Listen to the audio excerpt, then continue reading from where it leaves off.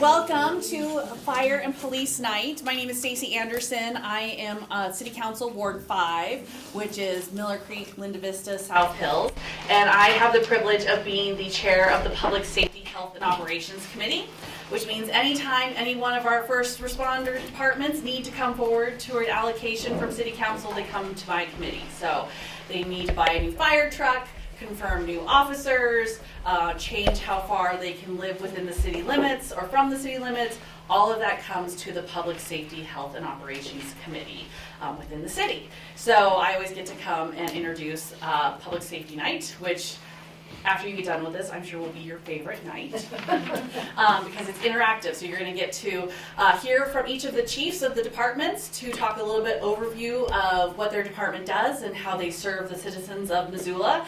And then you guys will break up into 4 groups and you'll learn how the latest techniques on CPR. You'll get to see the jaws of life. You'll get to play with, not really, a canine dog.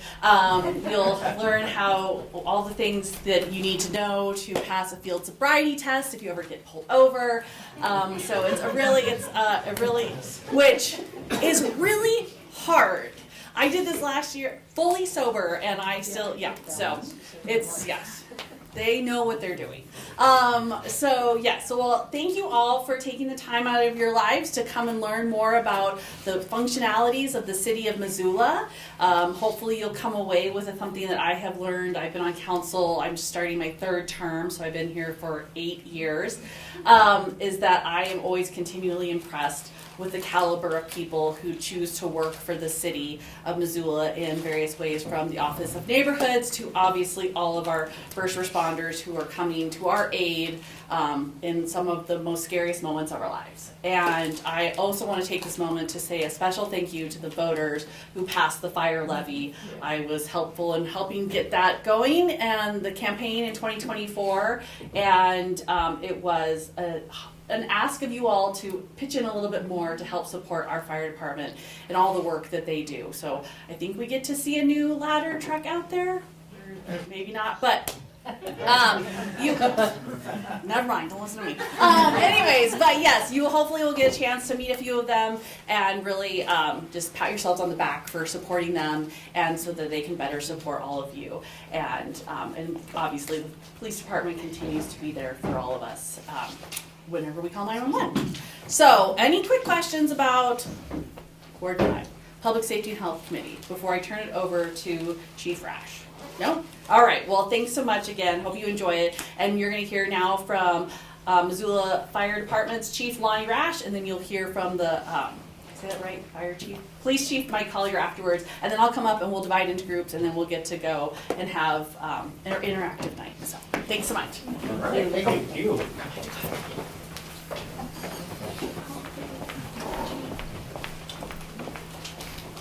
Well, good evening. Thanks for being here tonight. Just a couple of intros in the back. I might have them go around. We brought some staff with us here from the fire department. Chief Collier probably can introduce his staff, but I will start here with Chief Petroff, if you wouldn't mind. Yeah, Assistant Chief John Petroff. I am the Assistant Chief of Administration. The funnest job in the fire department. Philip Keating, Assistant Chief of Operations. Which is the funnest job. So, and John Rock, Operational Manager for our mobile support team. And I'm Casey Scott, Fire Inspector with the Missoula Fire Department. Cam Fuller, firefighter paramedic. I'm a citizen. oh, you're a citizen. Okay, very good. We have one of our firefighters as a citizen. So these will be the folks that will help us kind of walk through questions if you have it. There are areas of expertise in which they will be able to answer those questions. So I'm just going to give you kind of a brief overview of the organization as a whole. So first of all, obviously this is everybody's first Citizen of the Academy, I'm guessing. It is mine as well. So how are you doing? I know the name there. So I've had the opportunity now to be here about 7 months. I came originally from Bozeman, Belgrade area where I was born and raised, and then I did 20 years in Washington State, mostly around Spokane, and then had the great fortune to become the fire chief for the City of Missoula. And I think I've shared with other folks is that one of the things that I say about the City of Missoula Fire Department and the firefighters is you should be proud of them. And after tonight, you will recognize that you should be proud of them. I'm extremely proud of them because I've worked in different systems.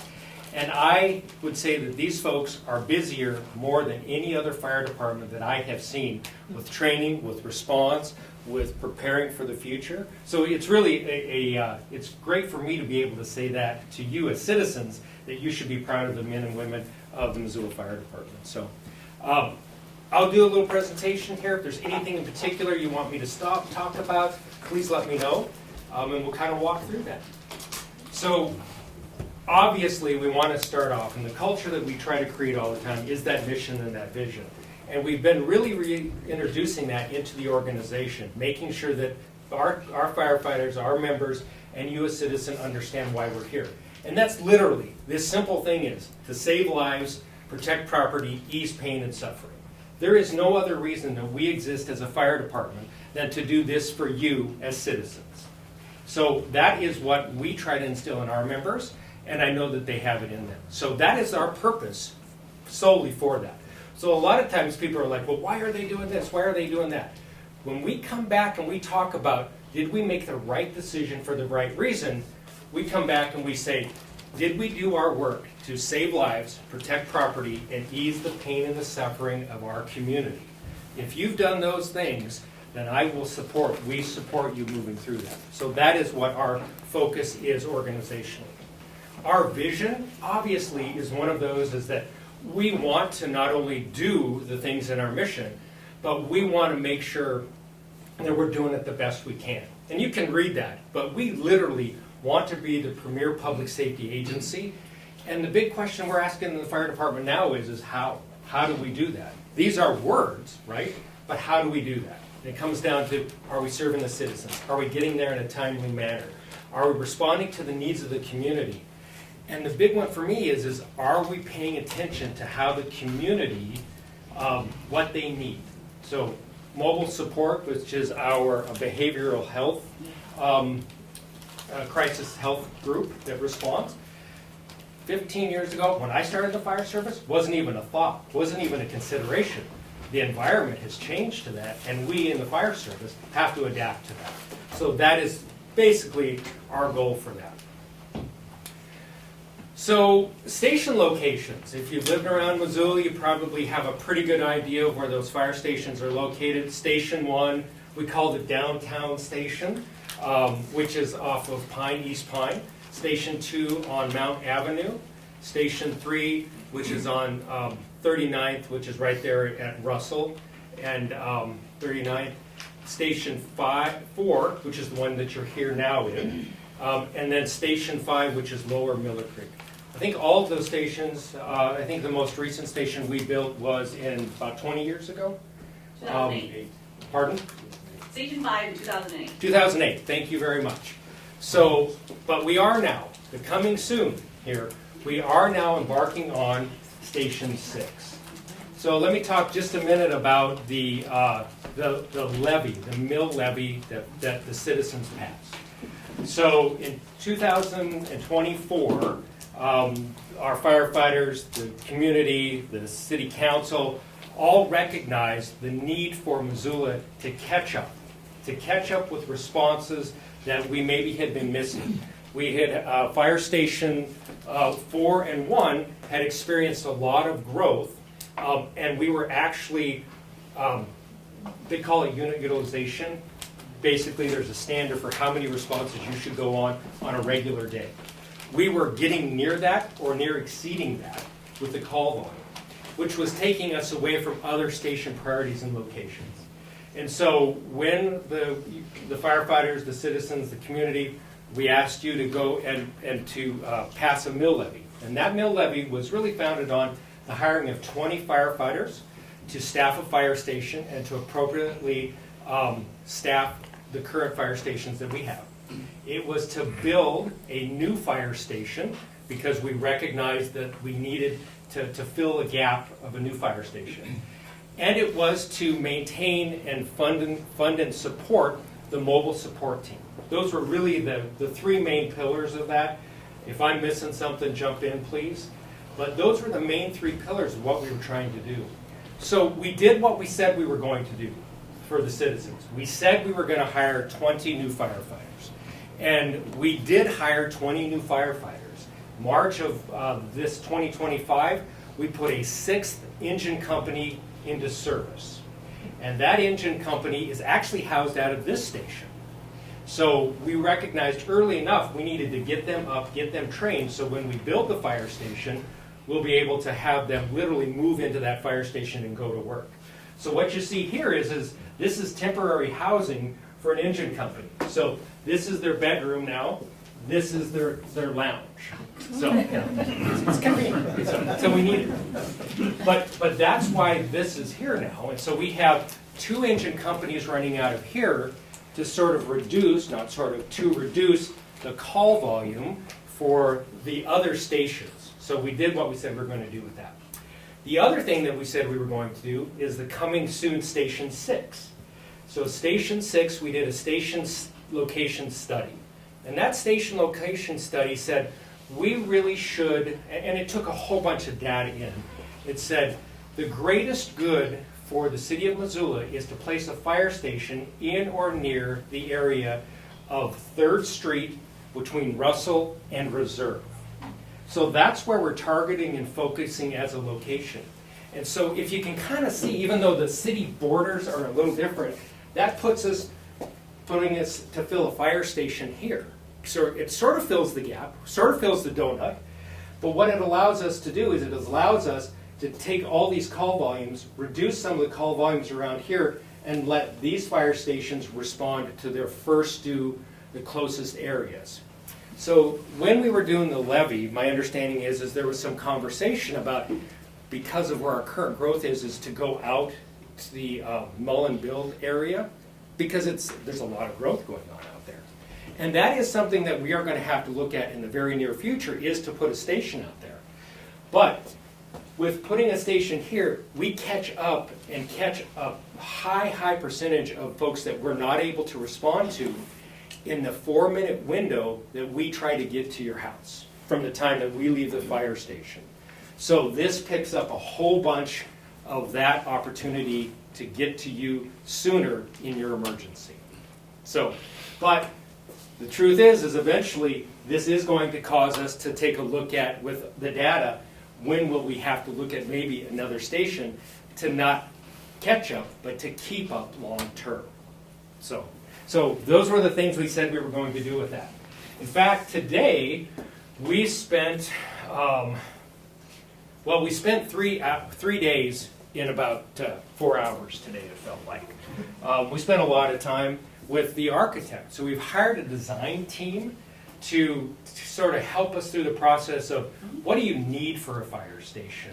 Not what do you want, what do you need? What does it need to be functional? And so we started with this broad piece of what can we do to build a 50-year fire station, because it'll be around for that period of time.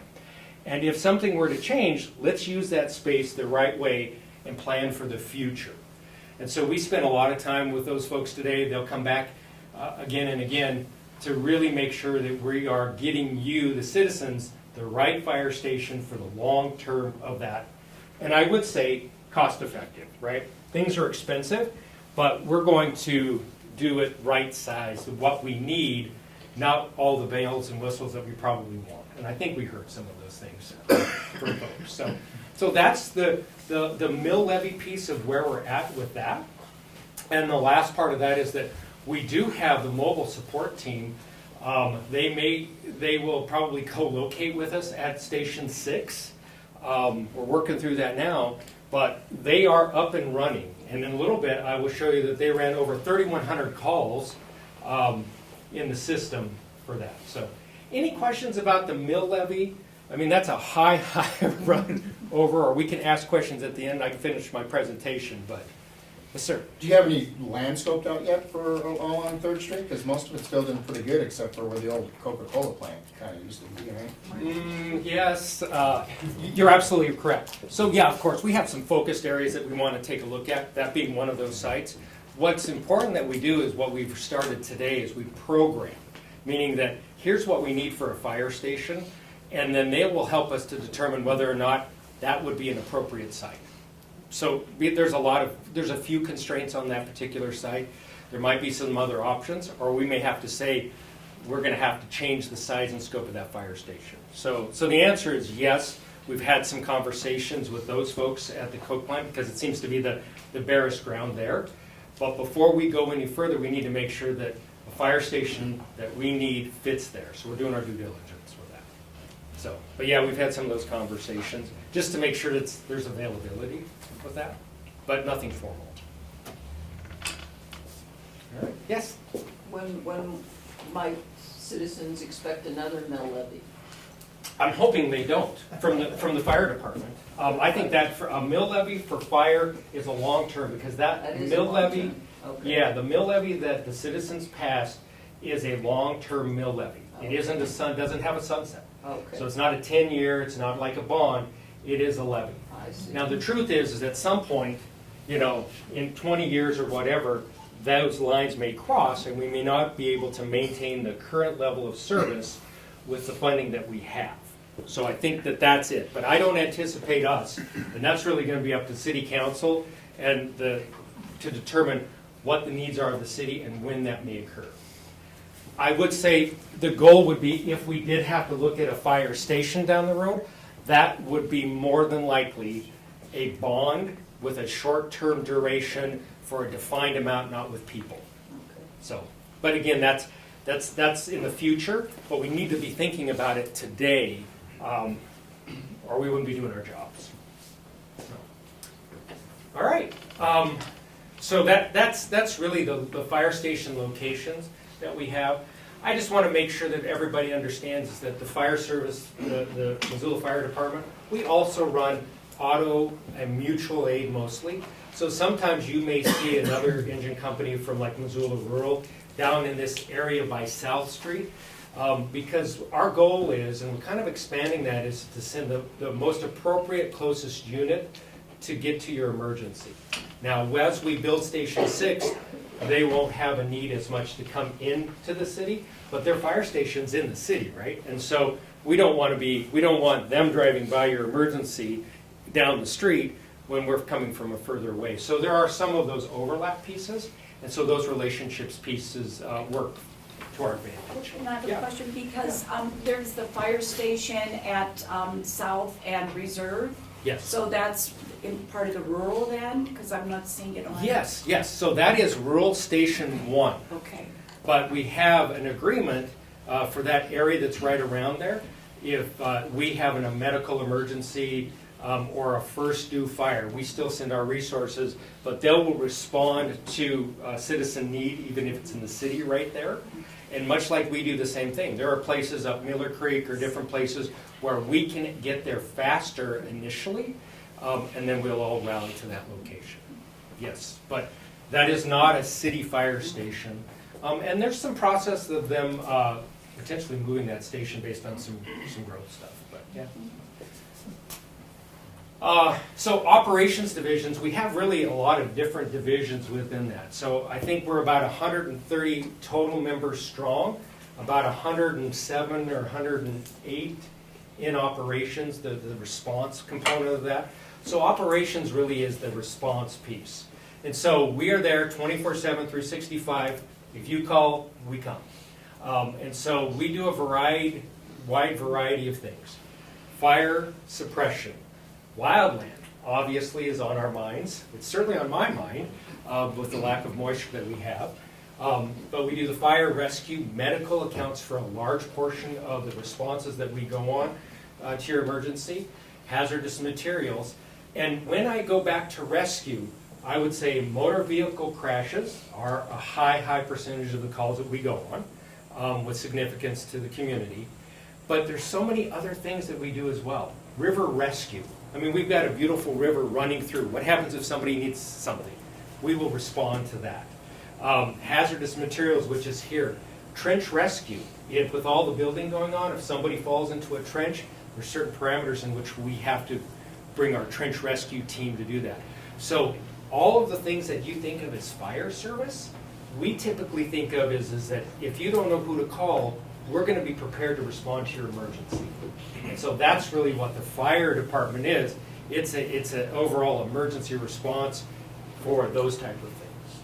So all of our stations are staffed 24/7. with two here, of course, with an engineer, a captain, a tailboard person.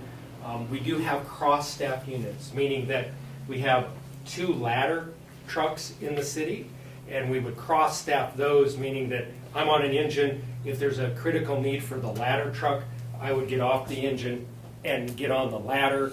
Other engines will come from different places. Typically when we have a rescue or a structure fire, when we need multiple units to respond. All of our folks are paramedics or EMT certified. So, and we operate out of 4 battalions, so they're on shift for different times, but out of 4 battalions. So, training in EMS division, a large component of what we have, so we're focused on our folks to get to training in EMS, because those are the critical components that we do. Fire Prevention Bureau, which we have folks in the room right now. Those are the folks that aren't the most glamorous side of that. They actually go out and make sure the buildings that you go into are safe, that they make sure in building construction that they are to code, and they are the enforcement arm of the fire department, basically. Congratulations. Those are the folks that make sure that we're doing or are compliant with what we're supposed to be doing. Maintenance division. Missoula Fire is a little different than some of the cities or municipalities that I've worked at before. They actually have their own specific maintenance division with 3 folks who are focused on fire department specific apparatus, which is a very technical piece of that. So I'm excited that they're there. When we have apparatus that's down, we absolutely will get it in service versus having to go to a local shop who may not have those expertise. So we do that. Health and wellness. So 15 minutes, right? Or 30? 15. 15. Okay. Sorry. I'm going long. I'll go quick here. Health and wellness. Firefighter health and wellness is a critical component of what we're doing. We want our folks to come in to the fire service. We want them to leave better than when they came in. It's a stressful job. It is a physically demanding job, and there's a lot of bad stuff. Cancer is a high rate of cancer in firefighters when they leave the service. So we have a peer support team, which is made up of a group of our folks who focus on helping each other through those traumatic events. And then we have a peer fitness. A culture of physical activity is critical for us, so that if we need to come in, break down your door, which we won't do often, but we try to, or have to do a rescue, that we're physically fit to do the job.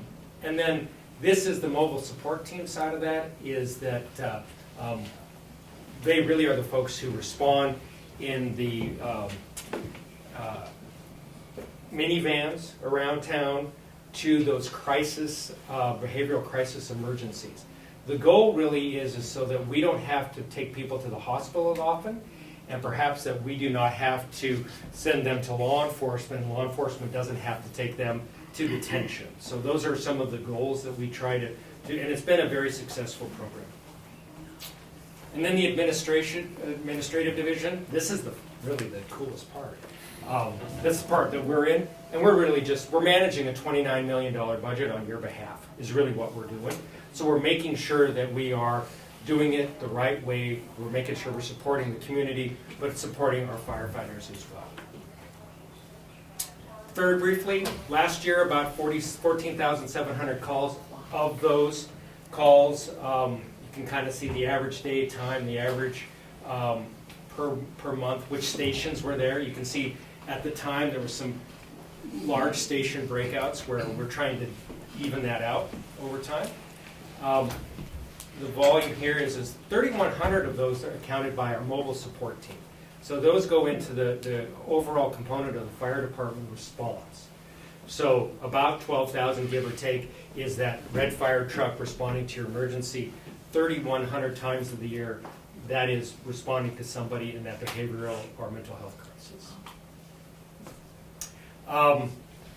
Last piece on this is really just the emergency event. Our goal here is that you call, you have an emergency, it's discovered.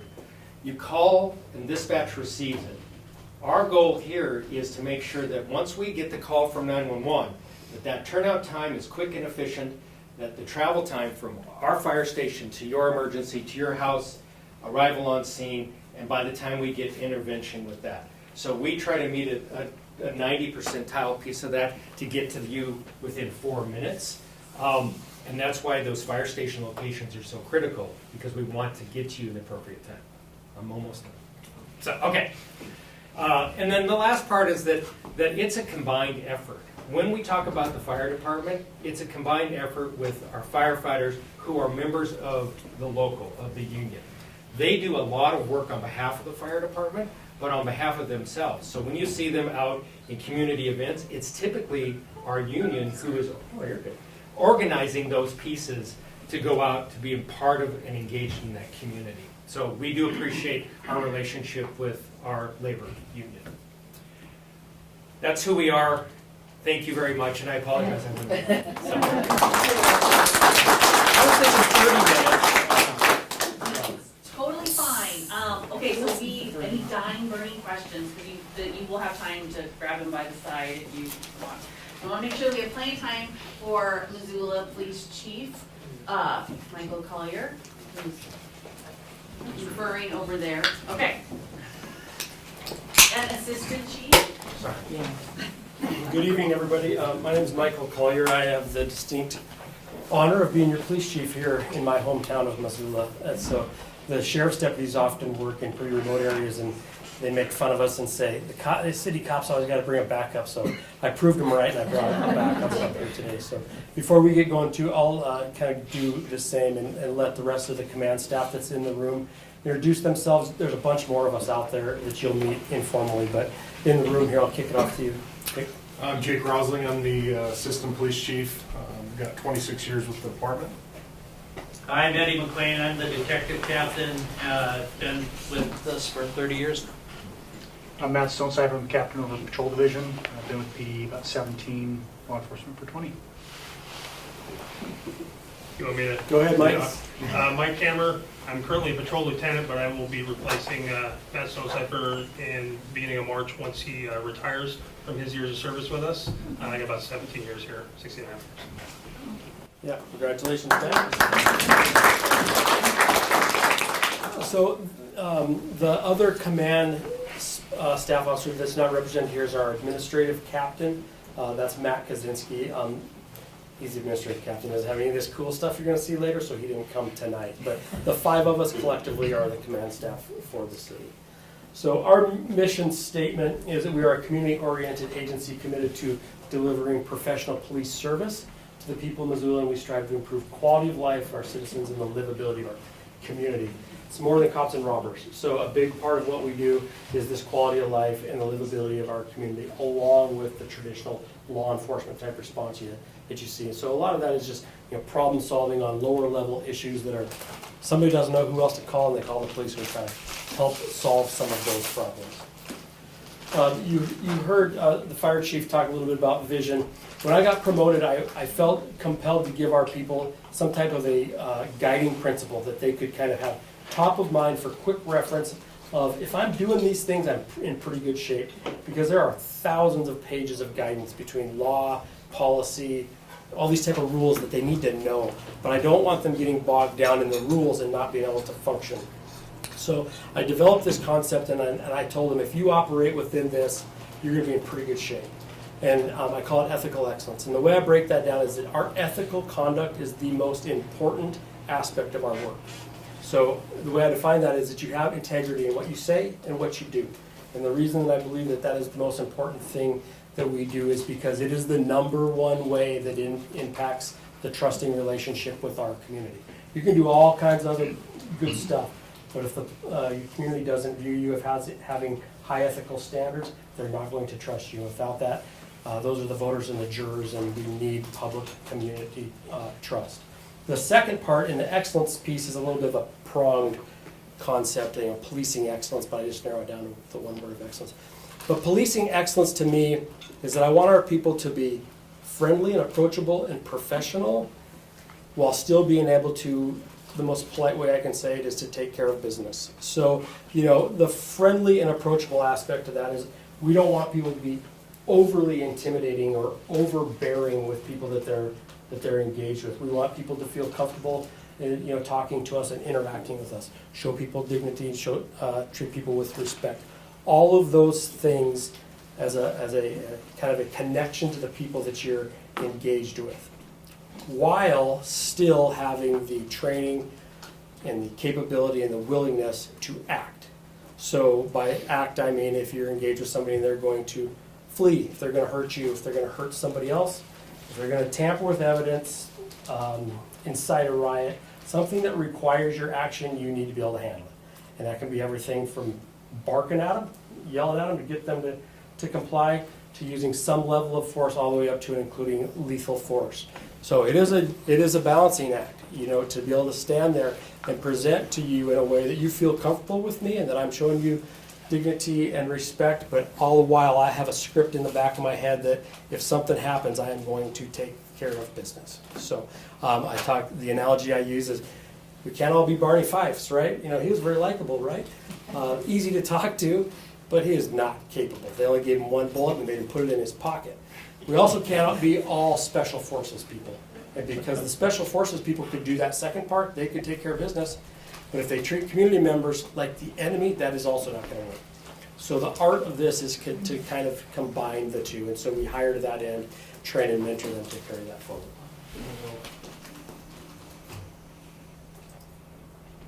You shut off on us? We're good. It's all you. All right, part of Chief Collier's leadership and mentorship is he makes me come up here and talk to people too because I'm not good at it. So anyway, this chart kind of gives us an idea of the number of incidents our officers go to every year. You'll see in 2025 we're at 57,039 calls. We've been kind of trending upward. I can tell you that prior to COVID, we were in the 60. We were regularly over 60,000 calls for service. One of the reasons that dropped off is we are pretty consistently running, 5, 6 to 10 officers down. We're oftentimes having to, right now we have 4 people in training. We're about to do conditional offers to another 8 or 9. And part of the incidents is contacts, consensual contacts, traffic stops, things like that. So when we're short on officers, those kind of things go down because the officers don't have time to do any of that self-initiated activity that they would normally be doing because they're going to calls, they're backing their partners on calls and things like that.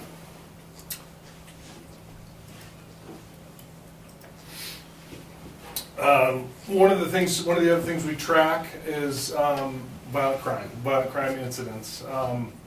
Again, we're trending up with our violent crime numbers, but they are significantly lower than they were right after COVID. One of the things we found after COVID and beyond was the crimes we were going to were they were a lot more violent, and it required a lot more time from us and a lot more of a response. We dropped down in the last couple of years, and now we seem to be trending up again.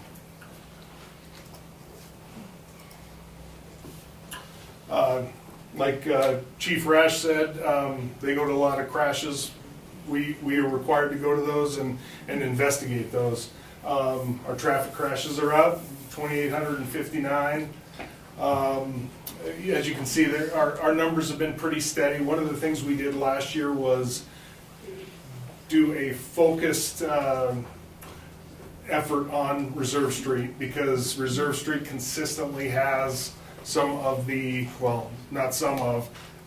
handful of the most dangerous intersections in the state. So we assigned a lot of our traffic units to spend significant time on Reserve Street, working speeders, working people on their cell phones, things like that. So you'll see that our number of crashes did go up, but I feel like, I don't know if we have it in here, but our number of injury crashes actually went down, which is good.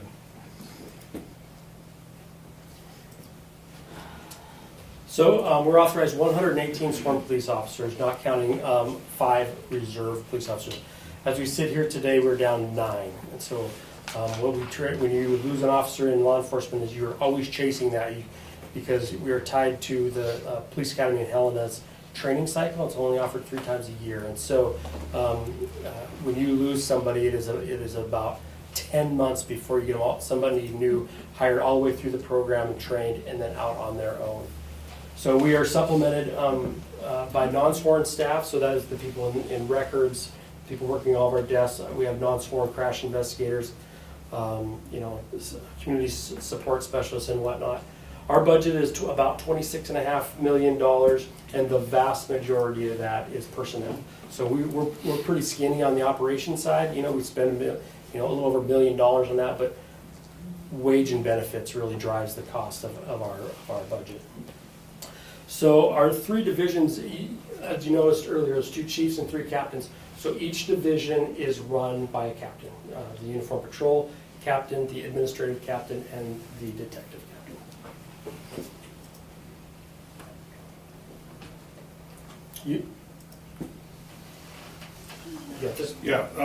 This is just some examples of our, pictures from our patrol division. You'll see on there, the gal on the bike, that's one of our BID officers, so the Downtown Business Improvement District. We have 2 officers assigned down there to take calls specifically in that area. One of the things we've found is that they're able to make a pretty good impression and be available to those business owners and respond quickly, recognize trends in the area, and it's been a very good benefit to us having them out there. You see there's 81 officers in our patrol division, 8 civilians assigned. The span of control for the patrol division is quite large. Captain Stonecipher can attest to how difficult that can be at sometimes. Then we move on to the administrative division. The administrative division is in charge of our training, our hiring, our recruitment. We've got some pictures there from our records division. We often take part in National Night Out that you'll see Chief Collier there talking to the media. And we regularly go to on-campus, out-of-town recruitment situations where we're trying to get our numbers up on people that are applying and are good potential applicants for our department. There's just a little bit of the numbers there. We've got 7 officers in the administrative division, 15 full-time civilians.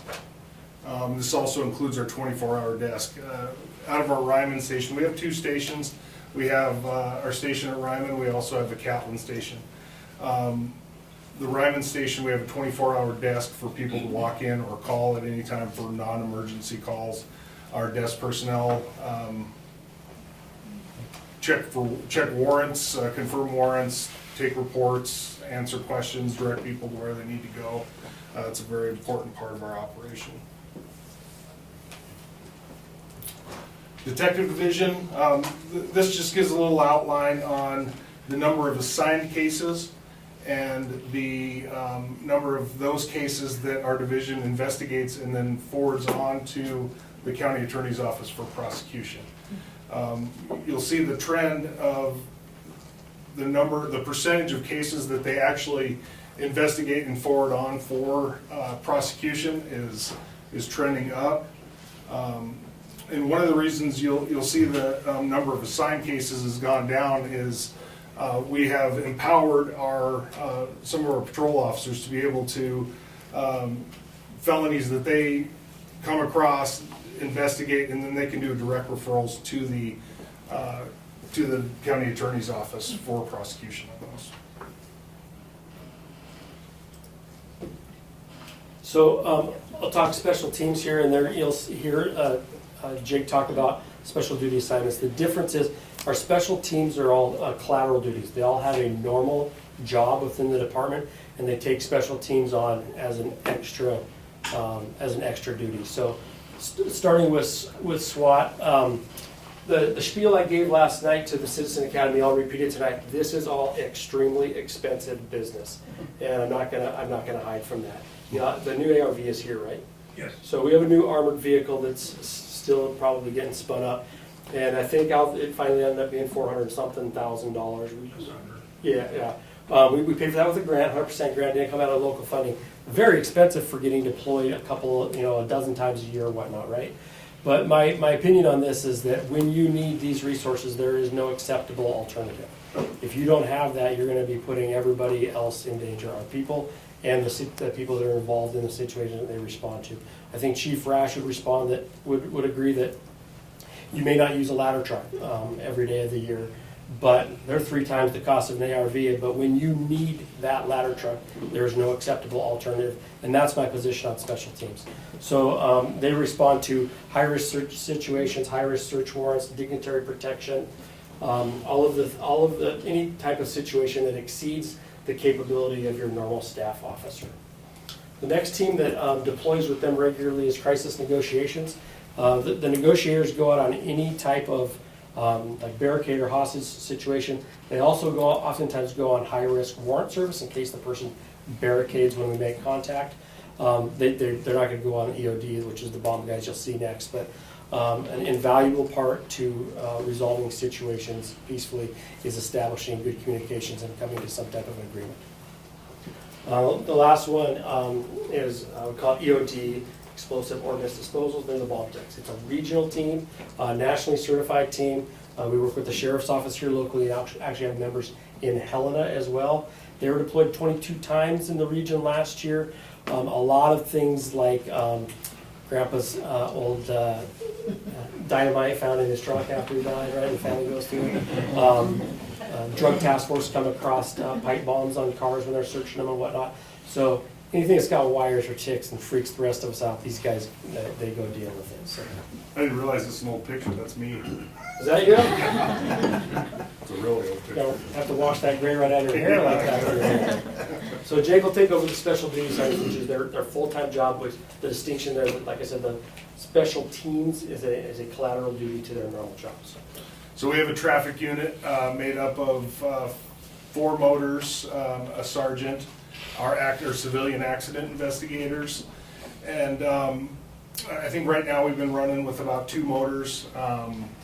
They're not generally deployed in the winter, although we probably could have been running all 12 months the way it's been going this year. But like I said, one of the things we did was assign them to work more on Reserve Street to try to handle that. Our civilian accident investigators, we have 3 of those. They write about, they do probably roughly 8,000 to 10,000 traffic stops a year, and then whether they write a ticket or not is that's up to them. Our school resource officers, obviously, this is a very important program that we have. We have SROs that handle each of the high schools within the Missoula County Public School District, and then or Missoula Public School District, and then we also have one assigned to Hellgate Elementary, and we have 2 that handle all the middle schools within the city limits. So our canine unit. So on the left there is Canine Zip, and on the right is Canine Lux. They are Canine Zip works with the SWAT team. Is a very intimidating dog. I can tell you that from experience. And Canine Lux is kind of newer to the department. I think about 1.5 years or 2 years she's been with us. So Which one's here tonight? Champa. Oh yeah. So should have led with that.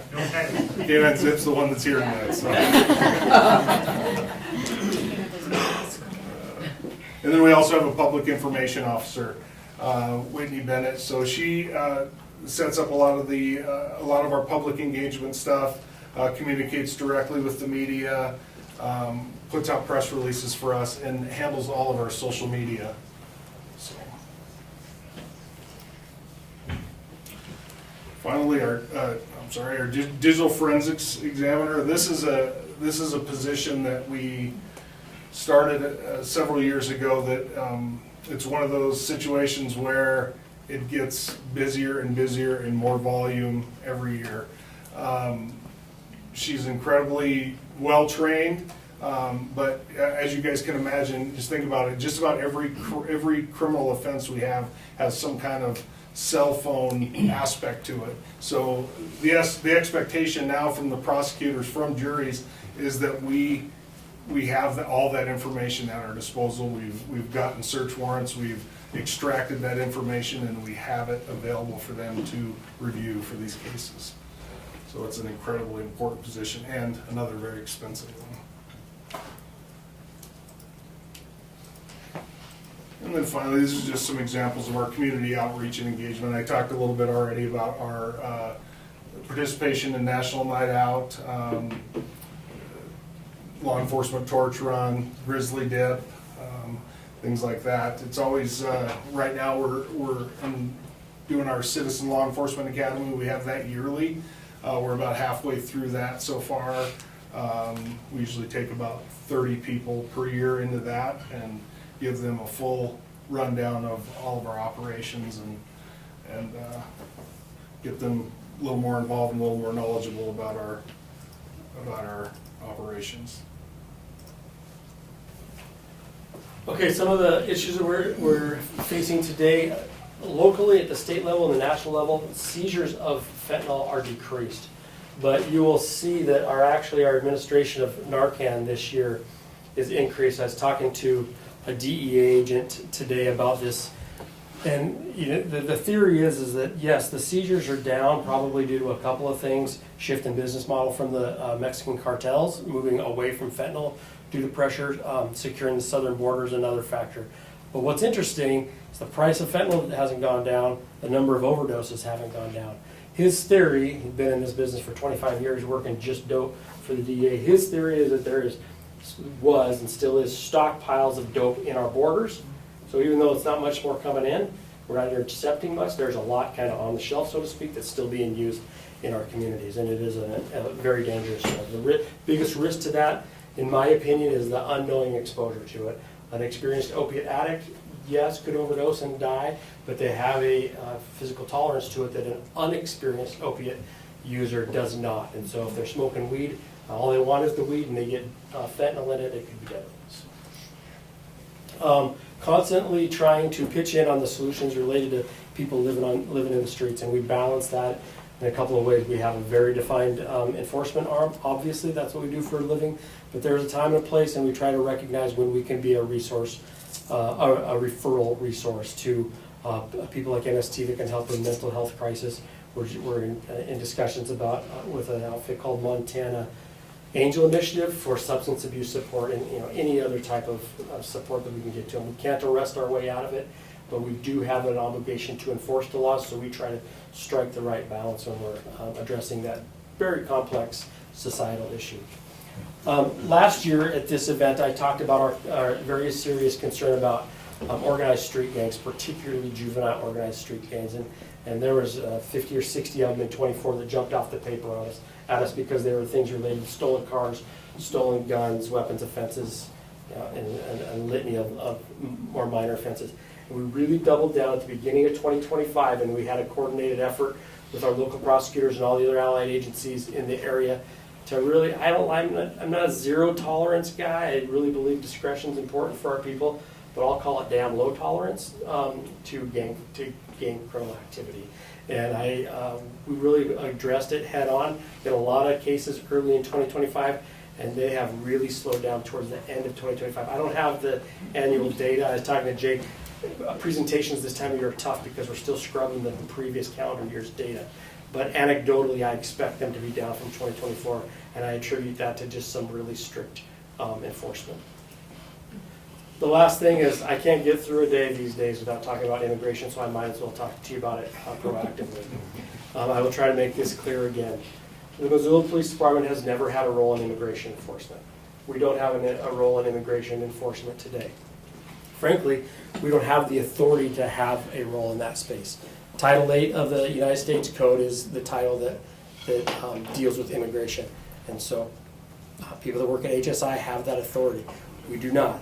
So you can get it by being deputized, you can get it through a 287D agreement from the federal government. We don't have either. We don't have anybody deputized in our department to enforce Title VIII, and we do not have a 287 agreement for our agency. We don't have the lawful authority to play in that space, and we don't. An example of how you can do that is around drugs and guns. So Title 21 of the U.S. Code gives you that authority, and we have members on different task force that are deputized and can refer cases to the U.S. Attorney for violations of those federal statutes. So it is important to recognize we have valuable relationships with all federal law enforcement agencies. HSI is one of them. ICE, before it was a bad word, was a really important partner to us in enforcing internet crimes against children, child exploitation cases.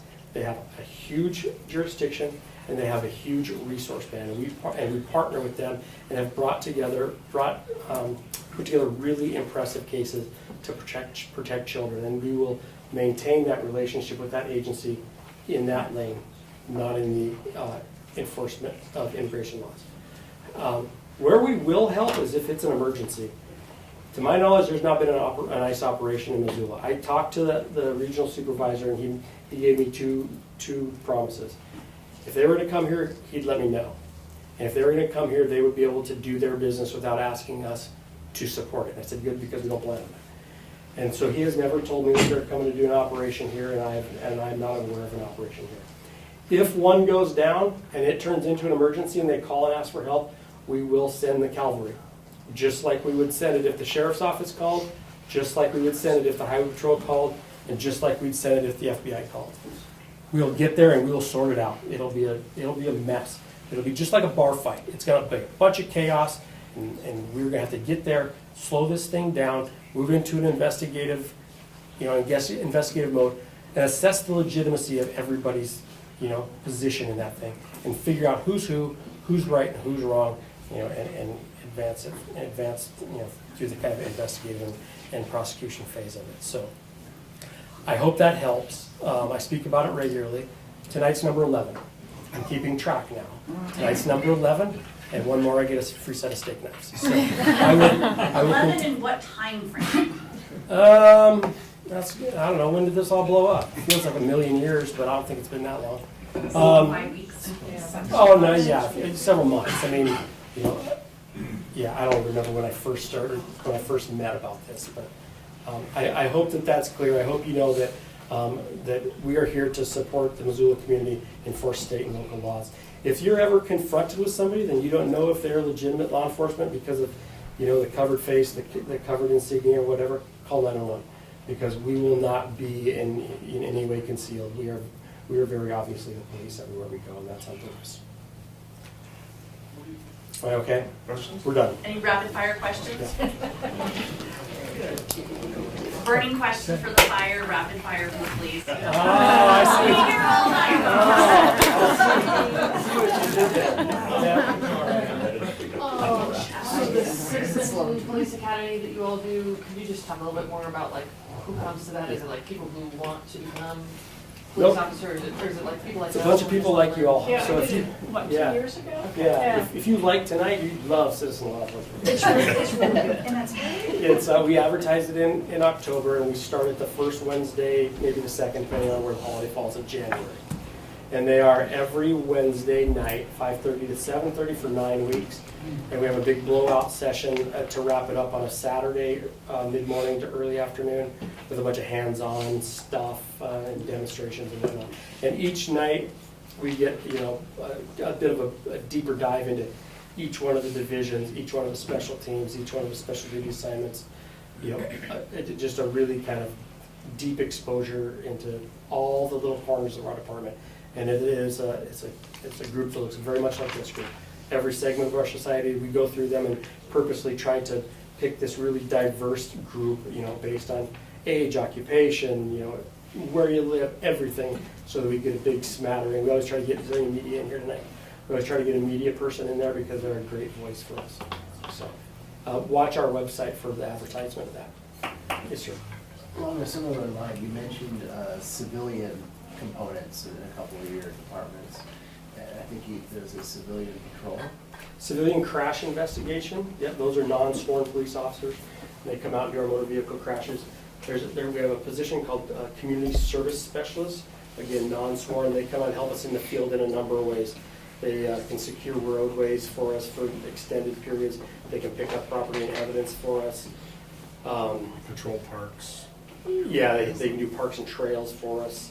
So it's a way to continue our service on things that is not as critical, but they're still within our mission, but we don't have to put a police officer who is considerably more expensive and trained to do things beyond seriousness of that.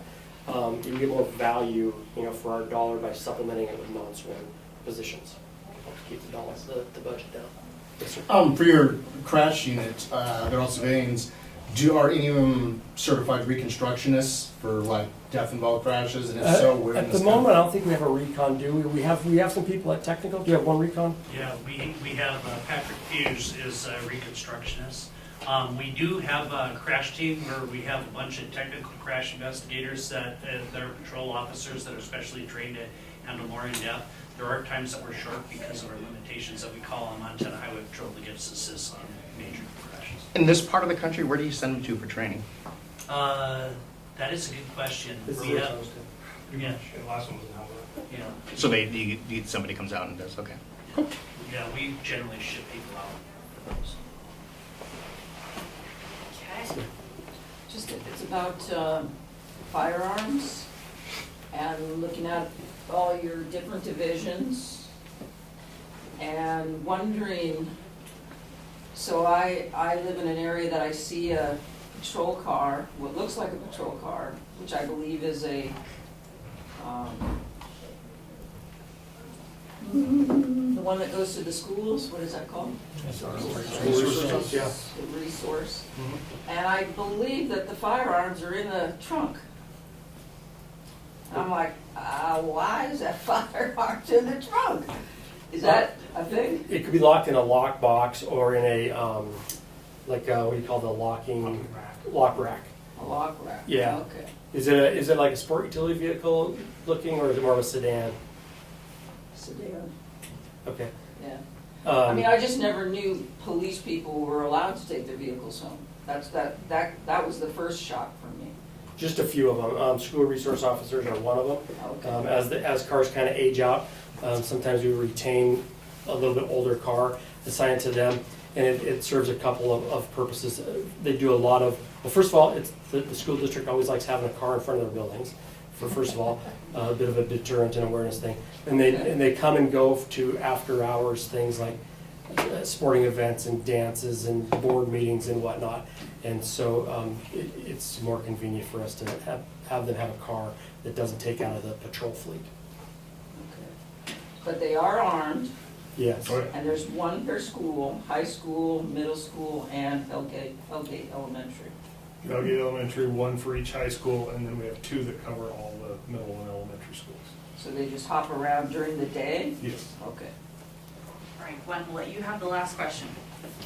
I'm curious about gang activity in Missoula. I'm not aware of it besides a few little graffiti things around. But I'd like to learn more about it because I don't know if you can do it right now too much. What would you suggest?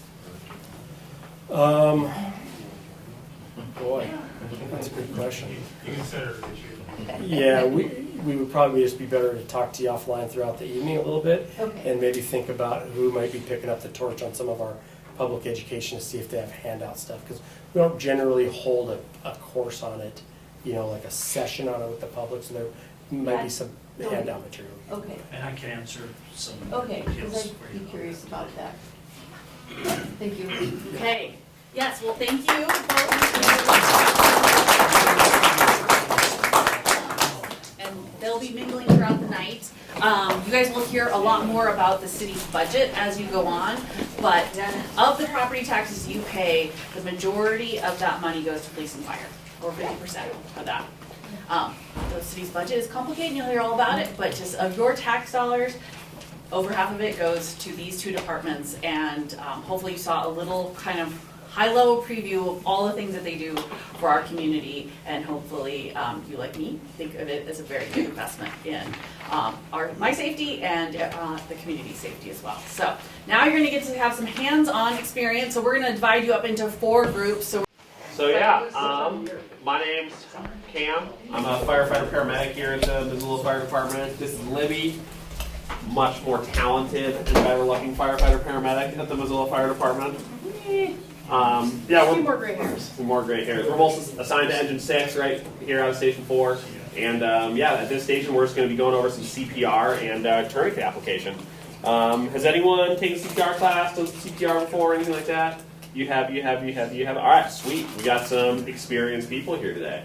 So yeah, we're pretty proud of ourselves, the Missoula Fire Department. The national CPR, like walk away save average. That means like someone goes to cardiac arrest.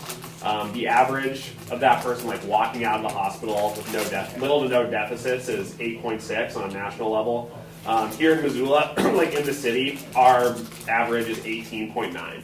So over 10% higher than the national standard, and we attribute a lot of that to just like our citizens having a general knowledge of CPR. And if they are in a situation where they witness an arrest or come up on someone that is in need of CPR, a lot of times aid is provided by them. So by the time that myself or Libby or another fire engine shows up, that person is already getting life-saving interventions that's going to ultimately change their outcome for the better. So we really like giving some people awareness on that. If you guys have never taken a CPR class and want like a more formal, longer 2-hour one for a certification, we offer those like a couple times a month out of Station 3, and you can just kind of go on our website and sign up for one of those. And that's something you'd be interested in. But yeah, for now, we'll just kind of work on some CPR basics. So there's been a couple people in here so they've taken a CPR class before. Has anyone taken one like the last couple years?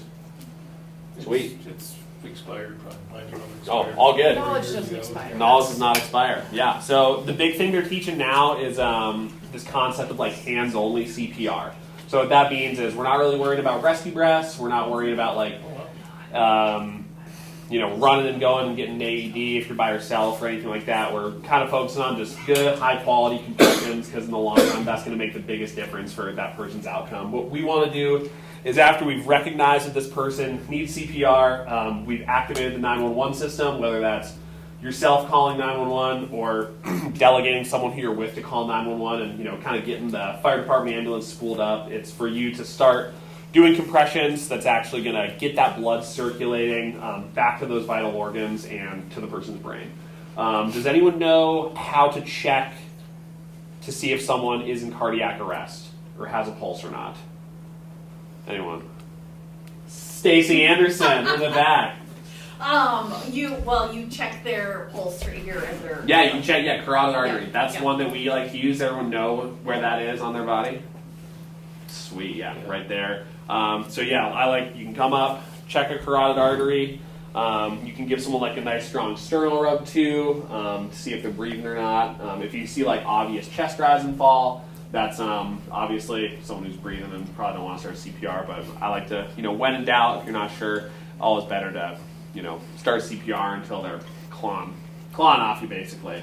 So as far as once you've identified that someone is pulseless and apneic, that just means they don't pulse or not breathing. You've activated the 911 system. What I always recommend people do is they get out their cell phone, dial 911, put it on speakerphone, and then set it right by that person. Because a lot of times those 911 operators are highly trained in like teaching people how to do CPR. Because in the moment it can be like a really stressful thing, right? Like it's pretty easy, not easy, but like it's pretty stomachable on a mannequin in a well-lit room where you're surrounded by people who know how to do it and stuff like that. But when it's actually you're in the street or in a parking lot or in a bathroom or something like that, it's can be pretty stressful. So just having someone there to kind of coach you through it can be really helpful. So that's what I recommend to do is just call 911 and hopefully get some coaching there, and then get ready to perform CPR.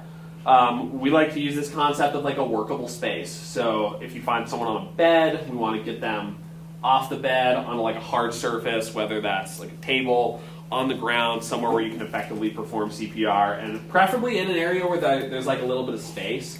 For every CPR dispatch, at least in the city, you get like 2 engine companies with 3 to 4 people on each engine, a battalion chief, an ambulance with 2 people, and then sometimes like a medic supervisor. So you're going to get anywhere from 8 to 12 people showing up on this scene. So if you find someone in like a little tiny bathroom, or if they're in their car or something like that, like in an alley, it's definitely worth taking that extra second to kind of bring them out into an area where when myself, Libby, other people show up, we have that space to kind of set up shop and work these people. So another thing I'll touch on too is like scene safety, right? We want to obviously be in a position where we can help these people, but we want to be taking care of ourselves first. It's like you're number 1, and then that person's number 2. You don't want to put yourself in a situation where you could get injured, and then all of a sudden there's 2 patients and no one's getting CPR. So definitely think of that first. And then, yeah, we can go into some CPR. So as far as hand placement, I like to go kind of in between the nipple line, mid-chest. I'm right-handed, so I'll kind of take my right hand, make a fist, or lay it flat like that, and then put my left on top. And a big mistake that I see a lot of people do is they try to use their arms and do like a bunch of like kind of push presses on the chest. That's going to lead you to get really fatigued and kind of burn up all your energy quick. So I like to keep my arms locked out, use all my body weight, and just go down and up. And then what we're going for is 100 to 120 beats per minute. Has anyone heard the song Staying Alive? That's like a good little metronome I like to use in my head, like, staying alive, staying alive. And then we want to make sure we're going for full depth, which is, what I mean by that is we're compressing 2 inches or like a quarter depth of the chest. And then we're allowing for full recoil. What I mean by recoil is we're letting the chest come back up all the way, enough to where like a piece of paper could slide under your bottom hand. The reason behind that is what we're doing when we're doing CPR is we're acting like the pump for the heart, right? We're pushing that blood, trying to get it to circulate throughout the vital organs, back to the brain. And if we're not letting that chest re-expand, kind of that's what I mean by recoil. We're letting after we've just squeezed the heart, we're letting it like fill back up with blood. And if we don't let it do that, we're just doing all these like kind of little squeezes, and we're not really getting the most bang for our buck, I guess. So yeah, good recoil, 100 to 120 beats per minute. It's going to be taxing. If you got other people there with you, try to rotate out as much as you can. When we do our pit crew CPR, that's kind of what we call it in the city.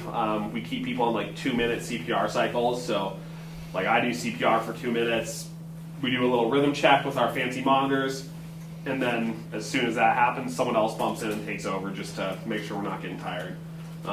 But yeah, am I going too fast? Does anyone have any questions? Do you do any airway clearing anymore?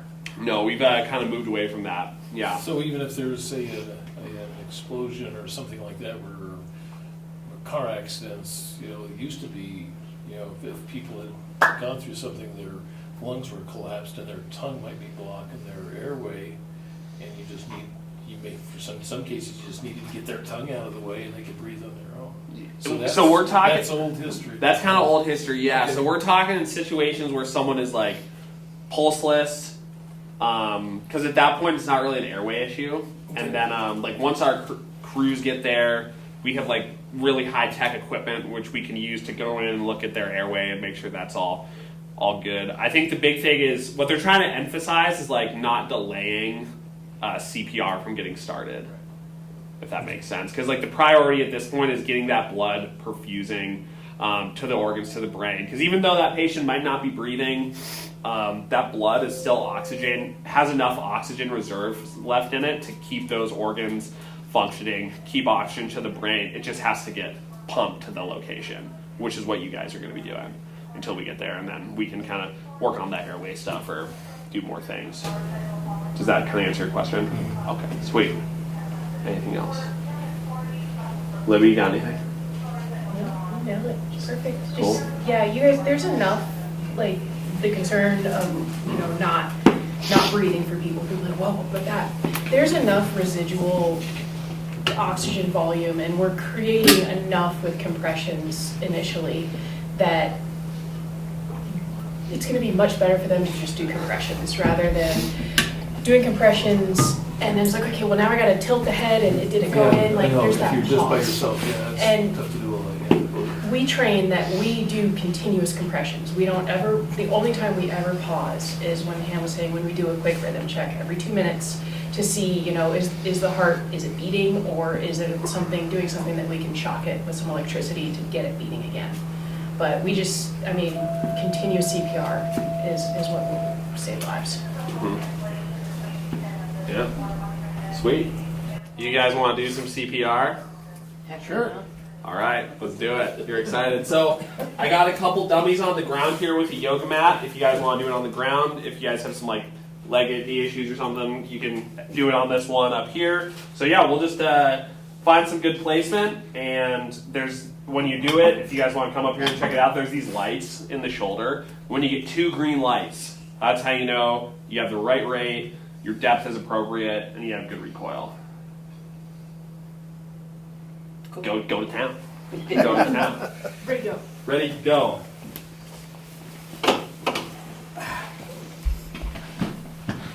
We can, Yeah, we can rearrange some stuff if you'd like. let's set this for you, let's see how we can actually get this to it. There you go. That's one of the things that you said insert is, I have a hard time getting down here, so this is gonna be a lot easier. And this is kind of, here's a metronome for you guys. I thought you were gonna sing more for us, Cam. Oh, I can put some music on. There, so now they're going on. Excellent, nice recoil. That's perfect. So yeah, a little quicker, boom. If it's easier for you, if you. This is okay for me. Yeah, Okay, I so was gonna say, if you wanna scoot, you can scoot a little bit closer to the mannequin too. Make sure you're big and tall, lots of leverage. Okay, yeah. But yeah, that's perfect, you're doing a Okay. great job using. So you're even going a little Yeah, fast, so you you're can gonna slow go it down a little bit. No, you can stop whenever you want. No, we just want you to get a feel for really how arduous it is. I mean, our big burly firefighters, like, doesn't matter, everybody switches out in 2 minutes. Yeah. Okay. Jump in there. The bar's been set. He had 2 green lights. We're both in the surf. Okay.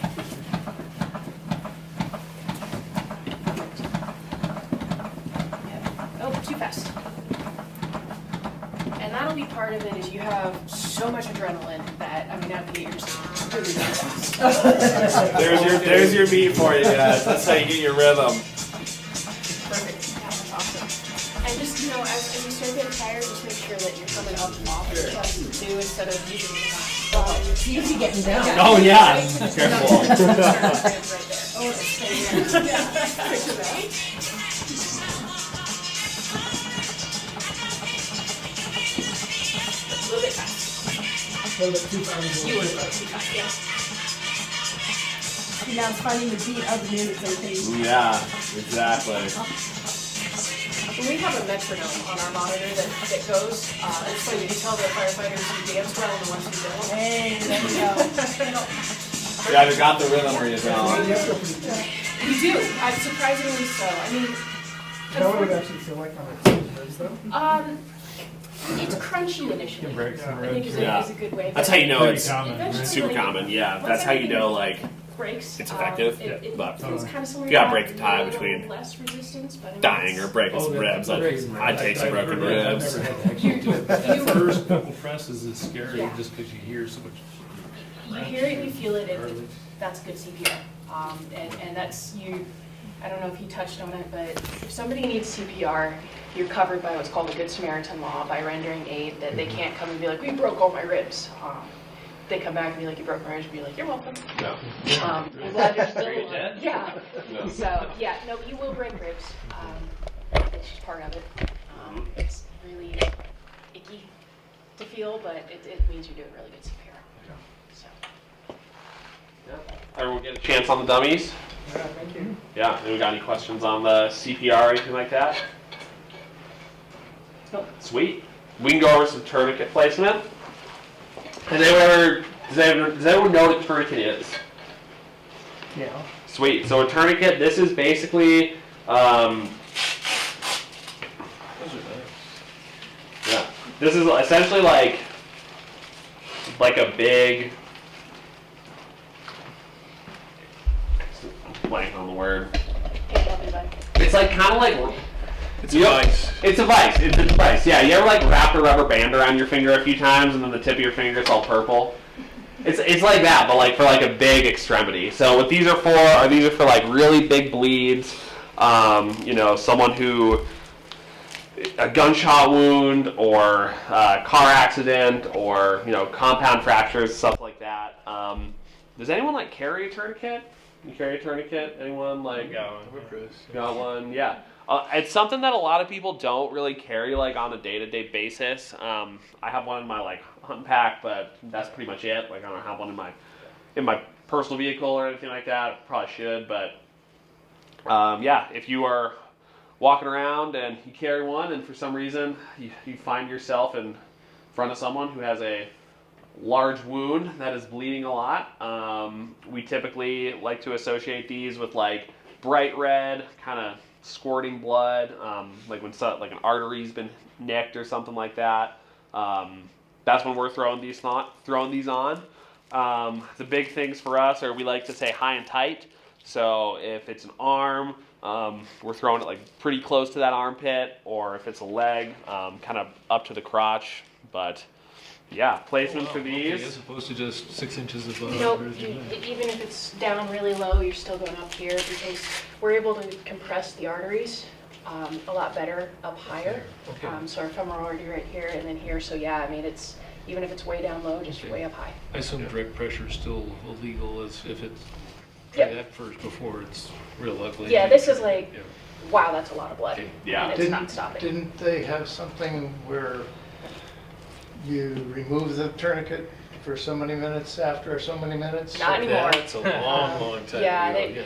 it's tourniquets are back in vogue now, and they actually are really, really good. MPD is really good about putting tourniquets on and have done a lot of good with their tourniquets. So yeah, no, you put it on and you leave it on. So you don't have to like.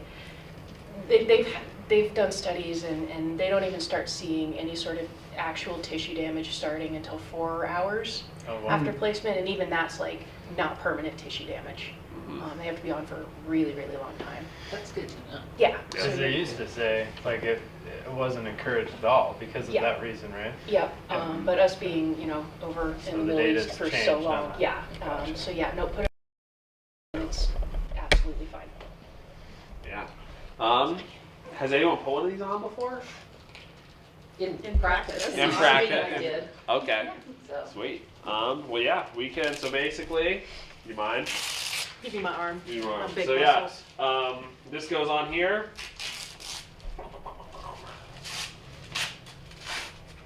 Have it as tight as you can, and then this.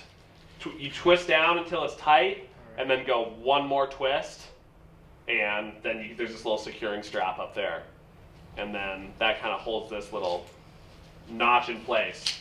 If that makes sense. Just one time? Tight plus one, not.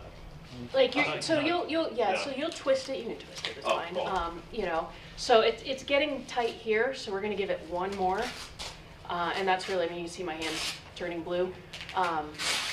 So yeah, I mean, to be applied correctly, it's painful. Yeah. I mean, the Yeah. person's going to be ouch. Mhm. But yeah, so nope. You crank it down as hard as you can with the Velcro, and then you twist. It gets really, really tight, and then you get like one more good one in. This is where firefighter smash is acceptable. Yeah, acceptable. Yeah. You guys want to practice throwing these on each other? Sure. Sweet. So we got two more Then we here. got two more over there. And these Here, ones- you can practice on me if you want, or Sure. cool. Yes. So that goes on like that, high and tight, and yeah, it's hard to that, and that can just kind of dangle. Okay. And then yeah, you twist that, Soulstone, sells tourniquets. and then yeah, it's getting tight. Yeah, so I would even try to get one more good wrap after. I mean, you don't have to right now, but yeah, so that'll get tight. You'll feel it getting tight, and then once it's tight, like I would keep spinning it until you're like, man, I can't spin this anymore. It's And tight. if you can visualize that injury and you see the blood stop squirting out, that's how you know. Yeah, that's you're how good. you know you're getting close. Yeah. Can we do you, Thank Chris, you. or you want me to? And one thing, also too, like if you're with someone for a while, It's important to recheck the tourniquets, especially after you move them or they move.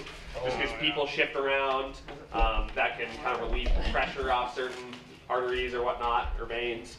So making sure you're rechecking those tourniquets, and then it's also totally acceptable. Like if you put one on and you're like, man, this is as tight as I can get it, but you're still getting a lot of blood flow, you could throw another tourniquet on below that to try to also stop some bleeding. Good cider. I mean, and you can Yeah, feel like you can do it on yourself too, but if you, like if you throw it on your arm, or have somebody throw it on your arm, you can feel your, like, find your pulse in your wrist, put the tourniquet on and crank it down till you can't feel the pulse anymore. That's typically a good indicator. Pretty much tells you to shut it off. Exactly. Precisely, and that's the whole point. But does that feel Yeah. like you're losing? No, I think you could. But yeah, go high and another way, tight, so but I mean, you're Okay. up. I mean, I believe you could. And it's not uncommon to need multiple tourniquets, Yeah, Thanks. Awesome. yeah, 2 are but pretty common. yeah, 1 will slow it down, 2 typically will stop it. Yeah, you want it stopped, yeah. You want You want to stop, not slow. But carrying just one, I mean, I've got one in my hunting pack, I've got one in my fishing pack, Okay. but other than that, I don't have it. Not walking around with one in my pocket when I'm downtown shopping. Yeah, so you're, yeah. They'll that's have tight, several, okay, like my yeah, field that's- bag. Yeah. When So you're that's gonna probably need the it, it's gonna advice, be just with. take the- Yeah, somebody. exactly. Yeah. Right. Like if we're going for like a long hike Someone's or gonna something bleed like out, that, like you I'll gotta- bring a tourniquet or Yeah, You just stop that, it, yeah. like Libby Tourniquet, said, chest hunt needle. pack, fishing Yeah. pack, yeah. But yeah, any questions? That's kind of all we got for you guys at the station. This is the most exciting station. How are you guys doing? I'm Casey. I'm in the Fire Prevention Bureau. And thanks a lot for coming tonight for the fire extinguisher training. Who here has fire extinguishers? Good, good, good. Okay. So when you guys get home tonight, one thing I always say is make sure you guys check them. Make sure they're in the green. You guys will see on these ones, they have a gauge on them, right? Most of them do. There it is right there. And it should be in the green. And they also have an expiration. Depending on the company, they're all different, but make sure you guys check the expiration on it as well. And also, you guys can buy these at like Home Depot, Ace, Lowe's, Costco, that type of place. So we always tell people, like, when you guys do have a fire extinguisher, we like them kind of to be by exits, basically, because if you guys do have a fire, we don't want you guys to get in trouble to go find the fire extinguisher, right? We want somewhere by the exit so you guys have one way out, right? And I always say, like, a small incipient fire, like just a smaller one, that's what these are made for. If your house is engulfed in flames, that's when you guys get out and call 911. So we always tell people too to have a meeting place, okay? So if you guys have kids, grandkids, your spouse, friends staying over, if you guys do have a fire, find a meeting place. So we always say, let's meet outside by the tree. And that helps us too when we come on scene to fight the fire, then we know everybody's out of the house, so we have to go inside and do a search, right? If you guys come to us and we get on scene, it's like, hey, we got 3 people in the house, they're all accounted for right here, then go to operations to fight in the fire. Does that make sense? So have a meeting place, okay? Also, we'd like to see people, if you guys can, to mount these fire extinguishers, because what will happen is you guys will set the fire extinguisher down somewhere, you guys clean, you guys move it, and all of a sudden you get a fire and you forgot to remove that fire extinguisher 3 months ago. So if you guys can mount it, it's great because you know it's there all the time, okay? All right, so this one right here is an ABC fire. So what that means, and it'll say right, usually on the bottom right here, ABC fire. And what that is, A, I always explain it's ashes. Anything that'll create an ash. So like wood, paper, anything like that, that's the A part of the ABC. The B will be like gasoline, it'll be oils, any type of fluid basically. And then C is electrical. So anything you plug in basically is an electrical fire. This fire extinguisher right here will take care of all 3 of those, okay? And then we always have the question on grease fires. And what I always tell people, if you're cooking on the stovetop, always have a lid by. Because the best way to put that fire out is a suffocator, right? People ask, well, there's fire blankets now. Have you guys ever used fire blankets? I've watched videos. I've never personally used one. I heard they work, so if you guys ask me, should I buy a fire blanket? I'd say yeah. But from experience, I'm not sure how well they work, just from videos. So, yeah. A few other things too, when you guys get home tonight, check your smoke detectors. We always tell people to check them during, basically, they say at least twice a year. Even once a year is fine, but every time the time change, right? So that's a good time to go check your fire extinguishers. Not wait until it beeps at you. Right, which is what I do. But don't do that. Do as you say, not as you do. Yeah, exactly, exactly. So, okay, so the plan now is we have this little burn square right here. And so what I'm going to do is it's a gas diesel mix. I'm going to put it inside of there, and then we're going to have some hands-on fire extinguisher training. You guys don't have to do it if you don't want to, but you're more than welcome to try it. And so the acronym for a fire extinguisher is PASS. So P-A-S-S. And what that means is right here. You're going to pull this ring out. That's the first thing you're going to do is pull. You're going to pull the hose right here, aim, then you're going to squeeze, and then sweep. And oftentimes people aim at the top of the fire. That's not going to put the fire out. Make sure you guys aim at the base of the fire, right? And also I always tell people too, get close enough to where you feel the heat, don't get burnt, right? So get close enough to where you can actually spray the fire out, but don't get yourself in trouble, right? All right, any questions before we start having some fun? None? Okay, I'll get the diesel on there. And whoever wants to go first, so these 3 ones right here we've used. We'll try them again. We've got 2 more that haven't been used over here. And then our mechanic was nice enough to give us one out of a vehicle. But as you can see, this one doesn't have a nozzle on it, but we can try it too if you guys want. So I will get the gas and diesel, and whoever wants to go first, grab an extinguisher.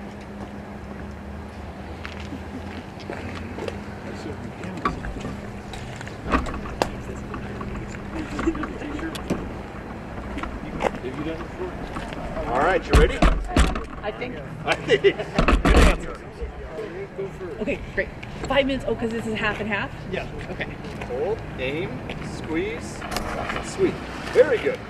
That was perfect. Just like that, she got close enough. She had good sweep technique right there. She hit the base of the fire, and it went out quick, so very good job. Bravo, bravo. Very good, very good. Can you put the pin back in? It's if you don't mind putting it back in, and we can keep on trying to use those ones all around. That's the thing too. If you guys want to discard these things, if you have an extinguisher at home and you use it, don't use it again. There's a little valve inside that thing and it'll kind of leak out going forward. So you have a couple options. It's basically squeeze all of it out until it's empty, bring it Pacific, or you can throw it in the garbage. All right, round 2. Who's next? Oh, I might need to get some more diesel in there in a sec. That'll work out. Hey, here we go.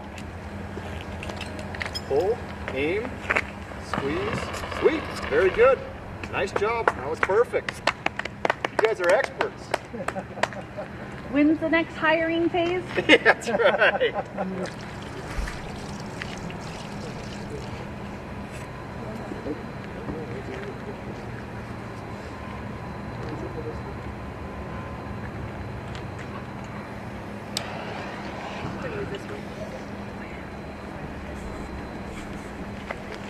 That's what I was going to say too. It kind of feels nice, doesn't it? Get the hot dogs out. Yeah, yeah. All right, pull, aim, squeeze, sweep. Woo! Very good. Nice job. That was perfect. That was a big fire too. You nailed it.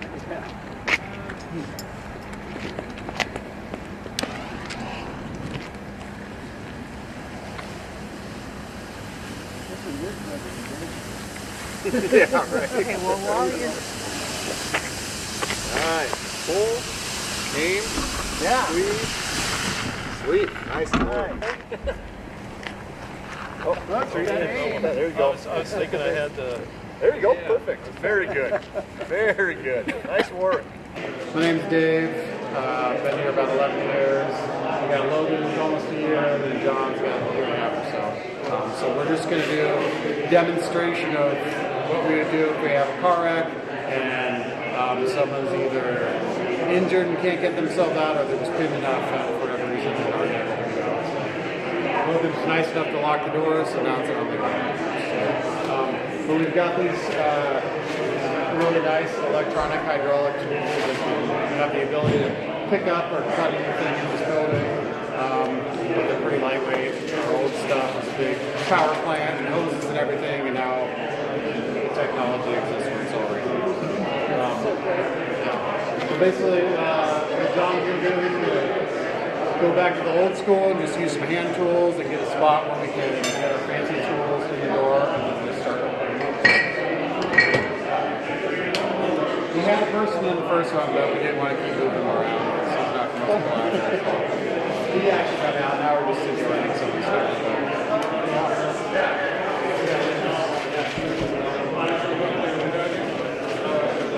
This is kind of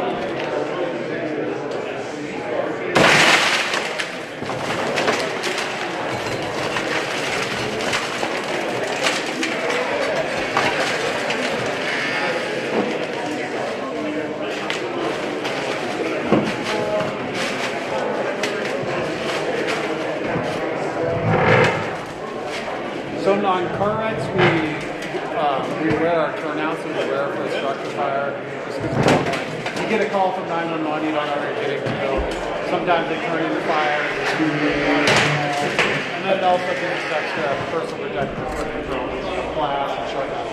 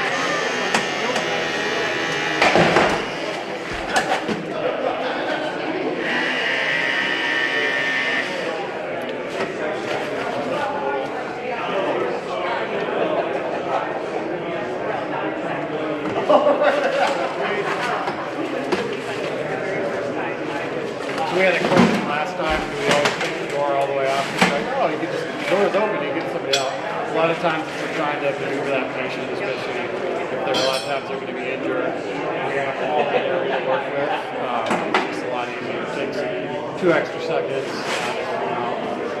Oftentimes too, we'd have a firefighter in there just kind of talk them through the process, even if they are unconscious, studying that people actually are somewhat lucid, even if they're totally unconscious. And then a lot of times we'll put a blanket over, people think like, oh, it's a dead body. Like, no, we're just keeping it glass.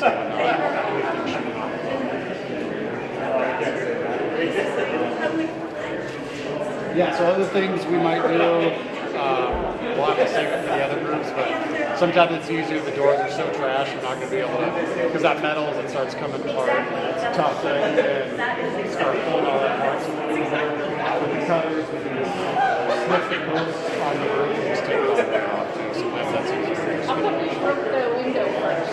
You got all the glass. So it's a little more controlled because it's going to break anyway. Okay. So then if we break it, we're not surprised. I'm always surprised by how much it pops, but we're not sitting there cutting and then it blows up. Okay. Yeah, it's a little more. We're doing it at our speed instead of pretty quick. So. You guys have another minute or two? Yeah. Okay. 2 minutes. All right, we can do a quick one. So we'll do a simulated if someone was stuck under a vehicle, the pedestrians that are dead or bicyclists, and what we would do to lift that car a little bit so we can take it. A big thing is saying that if you lift an inch, you have to chalk an inch.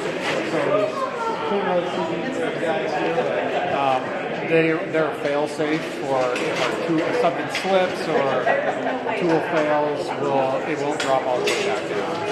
That's for their protection and our protection as well.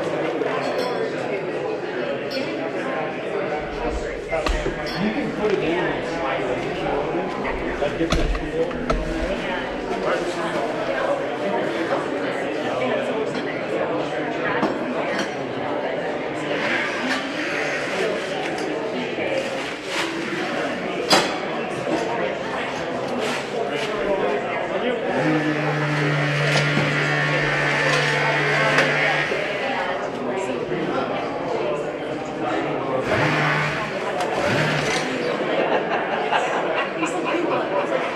So yeah, a lot of times you just need to, if someone's pinned under a vehicle, we don't have to get it all the way in the air. We just need enough because it seems kind of mean, but we're just going to grab them and yank them out. It's not a slight thing. They'll be in a much better position.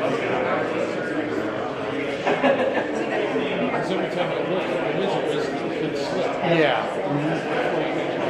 And especially if we have multiple vehicles, they're basically just big plates and ratchet straps. We kind of ratchet everything together so it doesn't go spread in different places. So we got lots of other tools, but they're a little slower since we only have the guys for 10 minutes. Yeah, some of the materials sometimes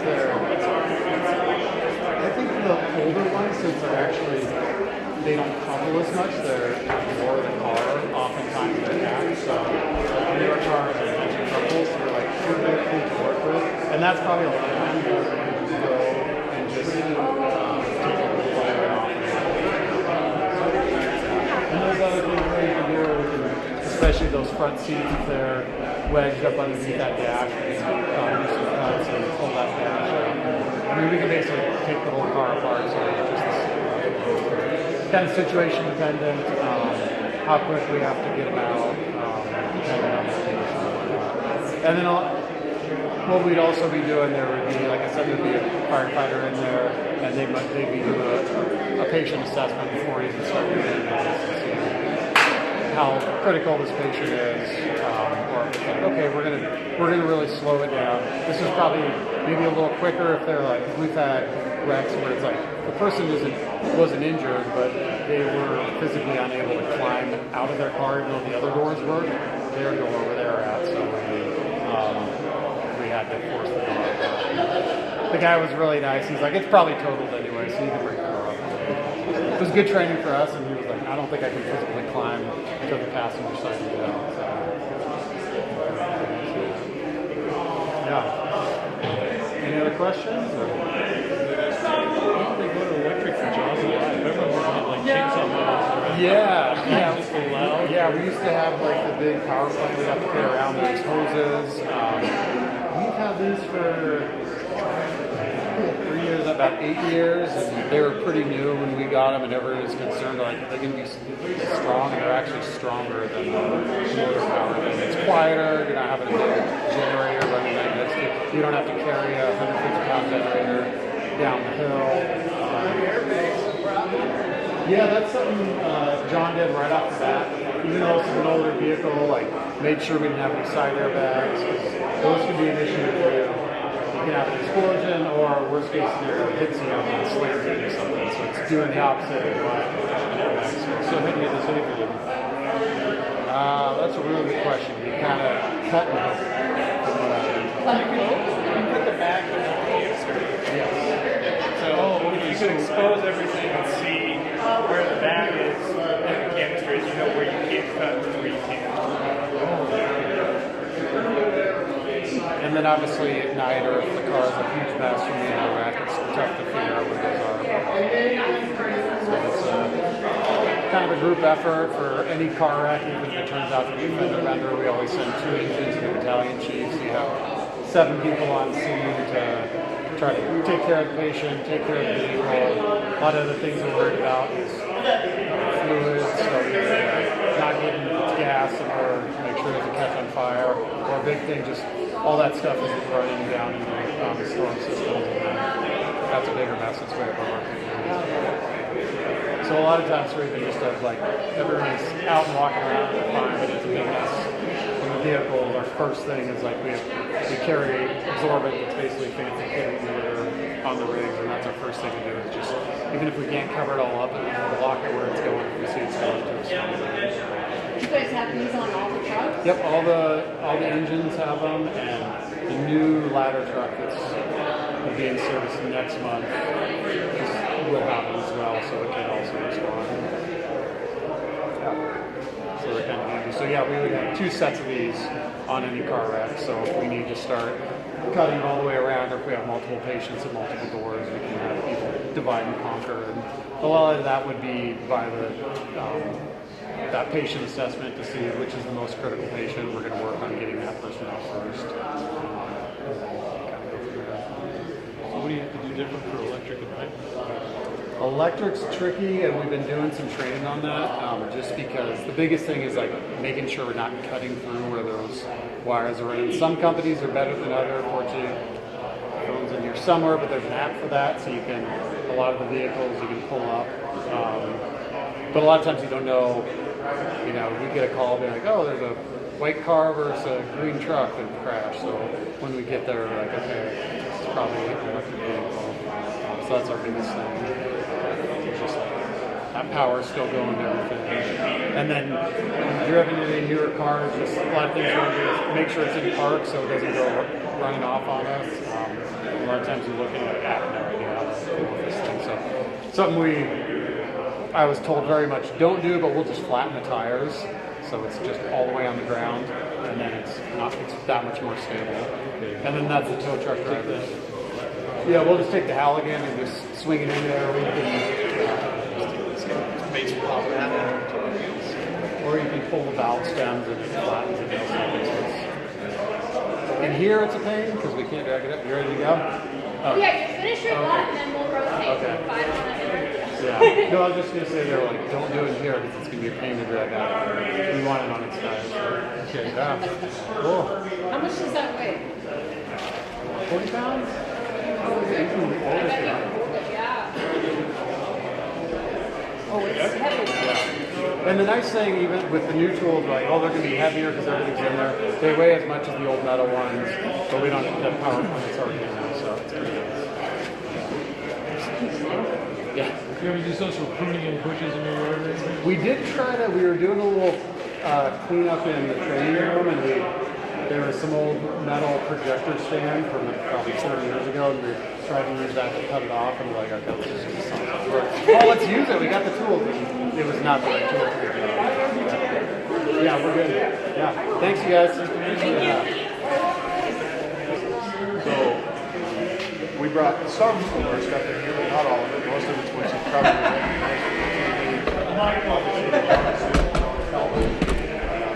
these things you might not recognize. This is an X-ray source. So you don't have to go hands-on and make a device. It'll shoot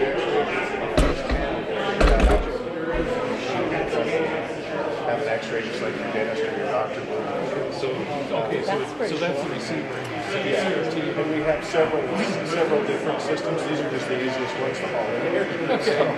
Can you do this without the panel? No. You have to basically send the X-rays through your device, whatever your X-ray, and it has to have something reading it on the optical side. Just like the doctor. So we have some more modern systems. We're still working some bugs out with them a little bit. But the reader would be remote. The reader would be here, and we would have a computer that it would pop up on the screen. And if we don't like the image we get, we can remotely fire it again. So we do have that system. It's a little cumbersome right now because it's kind of newer technology. Yeah. This is pretty much old, reliable, and it's just easier to explain. Like I say, X-rays come out of here and go through this. Like our suits, these are really heavy. They're over 100 pounds if you put all of the accessories on it. I wore one at the FBI thing. Oh, did you?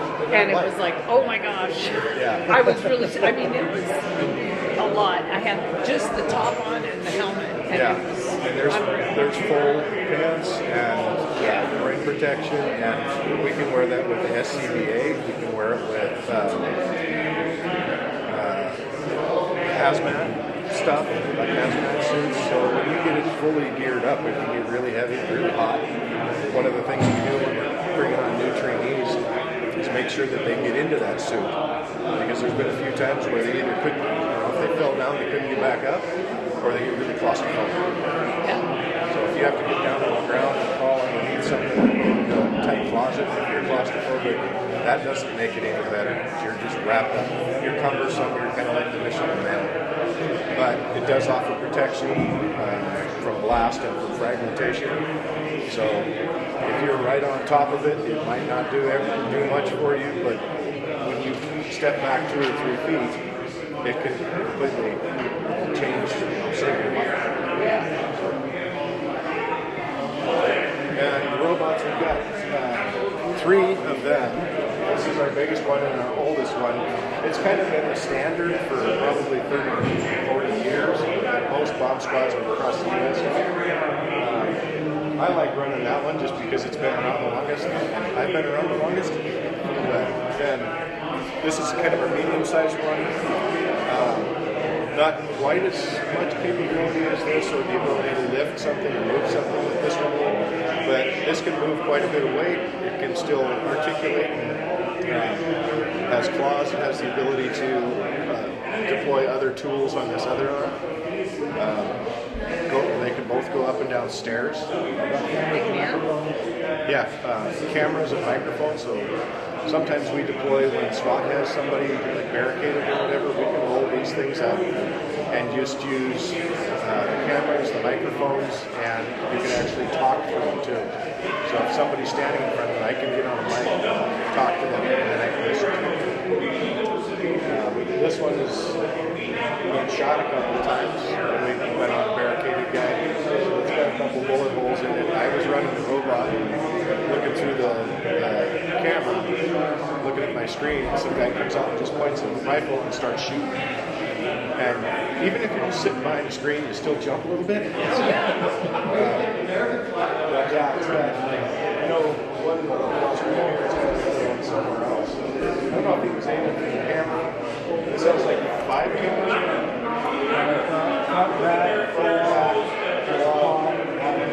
Then there was a gun camera that you could put on it too. Yeah, so you can have up to 5 cameras on it.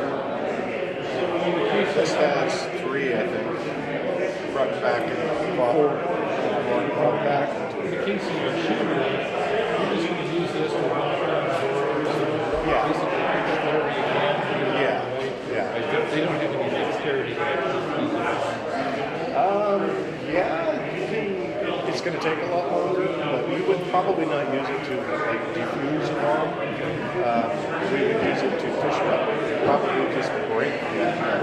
Break it, get it out. Get it out, move it, get it out of where it's nowhere. Obviously, we're going to have people removed from it, so at this point, we're probably talking about property. Sometimes that can be very, very expensive property, so we may take that and move the device away from where it's at. We do have one of those too. That's called we call it a TCV. It stands for Total Containment Vessel. And it's a great big steel ball. Closed too. Yeah. Oh, okay. And you can put suspected devices inside that and it'll contain it up to a certain level. We do have one of those too. It's cumbersome to use, but we have used it in the past. We've had guys making homemade explosives, and we put the homemade explosives in that to travel it out to our range where we can disassemble it safely and collect evidence. Oh, okay, so you typically do that as opposed to So you don't put it in that thing to explode it? No, we would put it in there in case it explodes. Okay. If we're going to, we don't typically explode things. We would hit them with a smaller charge potentially, or hit them with a tool that can break them open. And like, for instance, the one we do most is like a pipe bomb. Well, once you break an end off of that, it's no longer contained. So now it's just powder in a cup. Right? So it's no longer really a viable bomb. I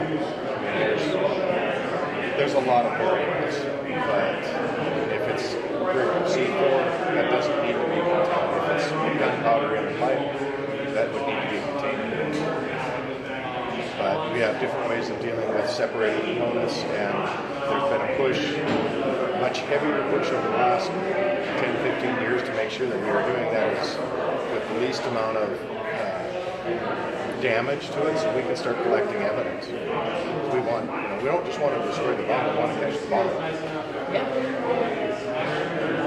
How common is like for the robots, or how common is the bomb team? I guess both. We usually average between 30 and 40 times a year, and I think, not counting when we responded with, like to assist SWAT, 22 times last year, not counting when we went with them. So 22 times, that's just bomber.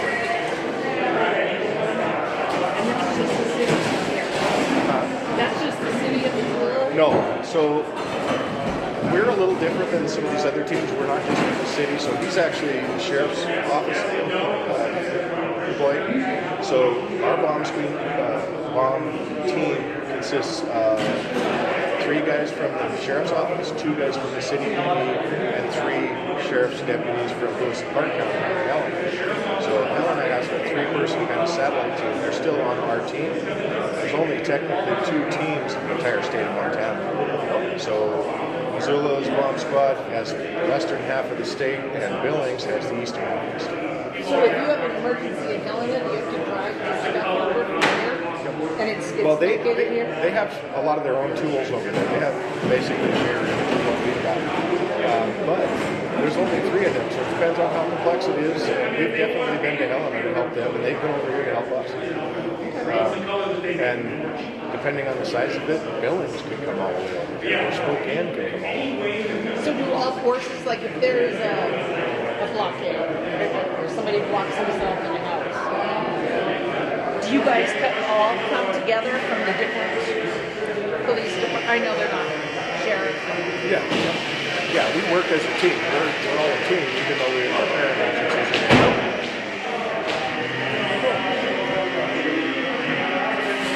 Has there been a detonation on one of these? Like, is it like destroyed afterwards? Or terrible? Or? Not ours. I've seen some robots that have been destroyed. Yeah. Luckily, they weren't ours. It depends on the size. Sure. So I guess another thing to say is all of this stuff is grant funded. All this equipment is bought with federal grants. Because, I mean, it's hundreds of thousands of dollars to buy this equipment, and Missoula just doesn't have the money. So we put in for federal grants. So if we broke a robot, it's probably 2 years before we're going to be able to replace that, because we're having to put in for a grant and project ahead to try to get that equipment replaced. So we're always trying to look a year or 2 ahead and what equipment we think we might need if we have something that's aging out, and try to acquire that through a grant process. But they're expensive, but it's not as expensive as human life, right? So we're going to do any risky work, we'll probably try to use these first. And if we break those, it's just components, we can get them fixed. Versus, going down to that.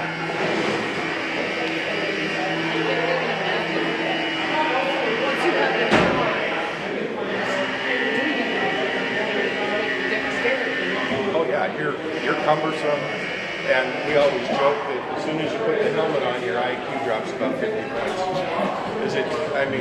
We watch people just do the dumbest things that they would never do if they were wearing that. Just because you're so covered, you're trying to figure out how to do things, not what. Kind of noisy. He's waiting for you. But yeah, because you're busy trying to figure out, well, how do I get under that truck instead of what do I need to do when I get under there. The other thing, you're in that, you're by yourself. There's nobody else to ask. You're making every decision, so there's nothing like, should I do this or should I do that? Like, you're hot, you're sweaty, it's cumbersome, and then you're trying to make those decisions. There's nobody to bounce it off. There's no communication? No. Okay. Well, we can set up comms on there, but we don't like a lot of radio static around potential devices. So oftentimes we would just turn them off or not bring them. Or we do use hand signals or something. And it's hard for somebody that's not there to see what you're seeing. Yeah.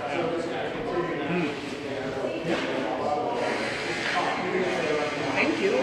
Yeah, absolutely. You guys have any other questions? Or?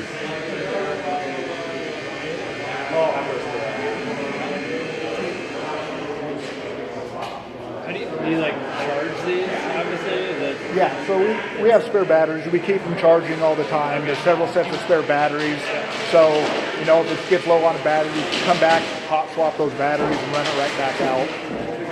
And our truck that we keep everything on has a generator too, so if we can't plug into landline power, we just have a generator. Take the battery out of this, plug it in, charge it up while we swap a new one in. So if we end up on these, we're deployed for 20-something hours or whatever, you're going to change batteries quite often. What did we do to the belt? 36 hours or something? Yeah, it was quite bad. Without sleep. So sometimes transport, just like in the back of a truck, or like? we have a truck and a trailer with you. Okay. Probably can't see now, it's dark. We got parked over there. The big black truck. There's a big black truck with a black trailer connected to it. That's what all this gear. We have those set up with basically 2 complete kits. So the robot stays in the trailer and it has X-ray equipment, suits in the trailer. And the truck has the same setup. We usually bring the whole thing if we get called out, because then we have a choice of this robot or this robot, but it's completely separable. We can take and separate them. If he's on the call and all of a sudden we get another one, we can separate them out and go 2 different directions.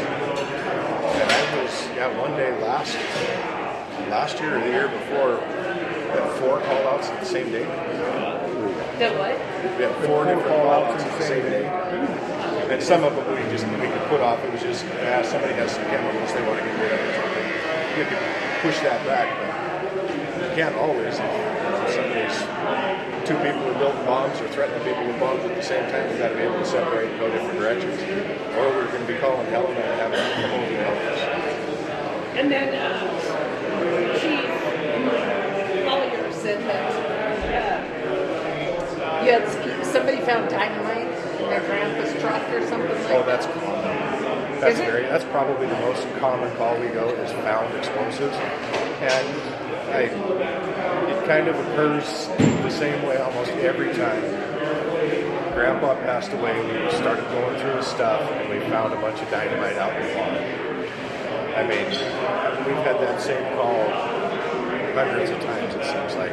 And what do? Do you have to bring this, or do you bring... We do typically bring some of this, but what we'll try to do is whoever's reporting it, try to get them to take a photograph of it before they get away from it, and get good descriptions of what they've got.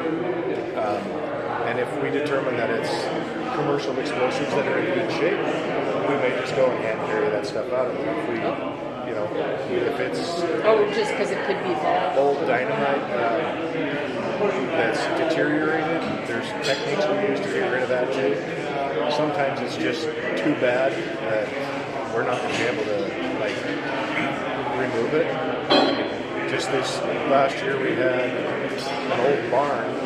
Luckily the people wanted to get rid of the barn anyway, that's why they were cleaning it out. But it had dynamite that had basically melted into the wooden floor on the second floor. I mean, it was a hayloft. Well, dynamite is basically the old stuff. There's nitroglycerin that's soaked usually into sawdust. So you think about it, if all that nitroglycerin soaks down into an old wooden floor, you basically just turn that floor into more dynamite. It's the same stuff. So I don't want to go up there with a saw and try to cut that floor out and rattle that all over the place. We ended up, luckily they wanted to get rid of that barn anyway. We let them get some more stuff out of the way that wasn't anywhere near the dynamite. We burned it down. Did it explode? Believe it or not, burning dynamite is the recommended way to get rid of it. It doesn't sound good, but But the thing about nitroglycerin dynamite, it's the only explosive that gets more sensitive over time, and because of the mining industry in Montana, that's what we see a lot. And every year that it's sitting there, it's one more year older that it gets, that it's getting worse. Sometimes we get lucky and it's in good shape, and sometimes we show up and it's just a mess on the floor, and now we have to figure out what we're going to do with it. It can be tricky. One case recently, he was walking along looking for dynamite and was standing right next to it and realized, oh, that's dynamite. It didn't look anything like it. It was just a pile of mush on the floor. And I think he recognized some little part. It was just completely disintegrated and again soaking into another wooden floor. But so like nitroglycerin dynamite, they really don't make that anymore. Some special circumstances they do, but that's what they made back before like the 80s. It was all nitroglycerin dynamite. So every year we get further away from, let's say, 1980. All that nitroglycerin dynamite is getting older and older and older and deteriorating even more. And the further we go through time, the worse the stag bites get. So if it gets more sensitive by the year, does it? Are you guys ready to rotate? It doesn't get stronger. It basically it changes, and it creates salts and different things like that. And we have ways to mitigate that, but it's scary because until we mitigate it, I mean, it can be extremely sensitive. And so, dealing with that until we do something with it it can be a little bit scary.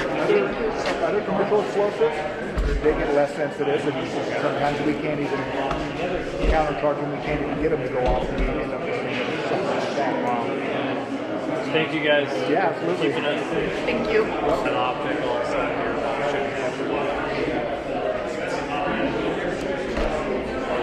This is our 40 millimeter launcher, so these are available to both SWAT and patrol. These are going to be found in like supervisor cars, though. They're for various number of reasons. We have several different types of launchers that can actually come out of it. But if you think like a foam round, that comes, like a hard foam round that comes out of it. I don't know when the last time we used one on patrol was that I was there for. 2 days ago. 2 days ago. We'll use them for violent persons crimes, stuff like that. That's like in progress, where SWAT doesn't have the ability to respond the right way. And it can come with, this person is a danger. We've established this person is a danger to the community, danger to officers on scene. It's kind of like a bridge the gap between like not going to lethal force. Relies a lot on pain compliance. They don't cause like permanent damage, but you can get like a pretty good bolt out of it. The most significant incident that I've ever seen that used on was a guy that pulled a machete on somebody, pulled a machete on an officer, and refused to comply. So like in that case, we can articulate that guy's a danger to the public, he's a danger to officers and everything, and he's refusing to comply. And I think he took 5 of these, but he was wearing like homemade body armor underneath all his clothes. So had to get him in the right spot. And it allows us to be able to use force to gain that compliance and gain somebody surrendering rather than making things worse. It allows us to be safe. So we use 2 different types of the launchers. I think there's one that's like a blue tip, and that's what, 5 feet? Yeah. What's the maximum? It depends on how tough the person is kind of shooting areas. Eyes, hips, shooting with chest and head, that's a bit of force. So that's why it's surprising here. They could use force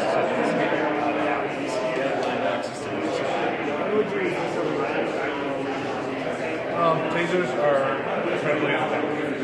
So, typical Western Montana, running up, you're not going to be able to get good taser use. This is very reliable. So the last taser deployment that I watched, it took 6 taser probes to be able to make the guy fall at that time, and then trying to keep him under that power when they tried to make him. And then tasers obviously rely on what's called neuromuscular incapacitation, but in order to achieve that, so like you have to have a certain spread in between the 2 probes. It's like if you ever seen somebody like lock up, you have to have a certain spread. So like 1 probe in the chest, 1 in the leg, to be able to get their body to lock up. But that obviously relies on quite a bit of precision on the officer making that shot versus this. Like it's much quicker to aim at somebody's, like he was saying, aim at an approved spot and get them in the leg.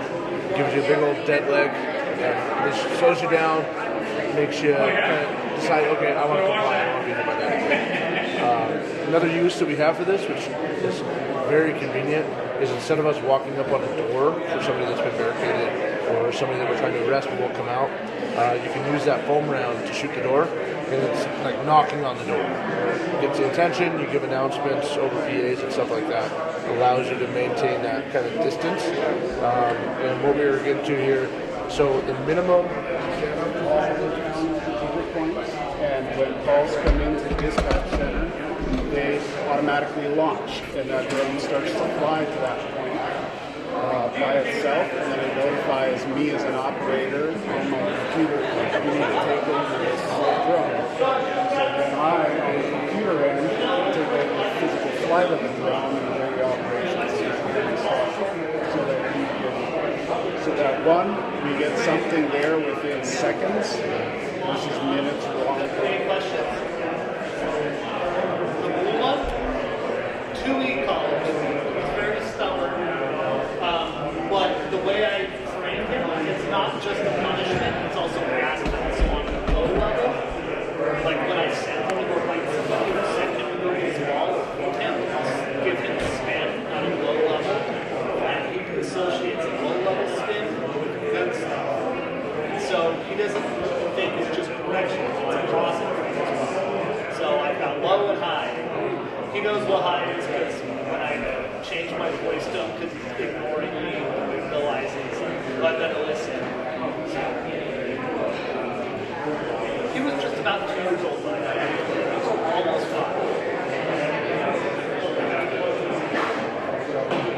So he had some prior training in Europe, and then Shallow Creek Kennels in Pennsylvania purchased him, did 6 weeks of training, getting him ready, and then I joined 6 weeks basically learning how to work with him. But as you can see, like, he loves it. He's just gonna chill on it. Until I put him in the car, and then let's go. It's no fun. Every dog's different. I'm guessing on his end, probably 9. I will have the chance to purchase it from the city, and he'll spend the rest of his life at the dog. He lives at home, so you don't want to change that. Plus, it takes especially with him, not anyway to purchase like a he is not friendly. It took my wife 2.5 years to even be able to pet him without him around. So, you know, every dog's different. There's some that are super friendly and social. He's just a grown. But I know that, so like, there's a collar that says "Do not pet" for a reason. Touch your dog here. That's the light fire.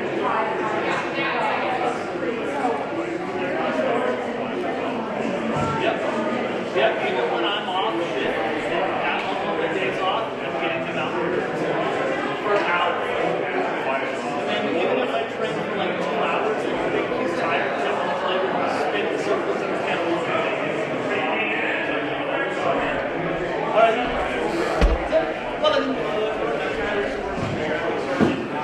The DUI officer is dedicated to DUI enforcement. He'll still help out with other calls for service as well. Generally speaking, like DUI is obviously like a worst case scenario is going to be a crash resulting in a fatality.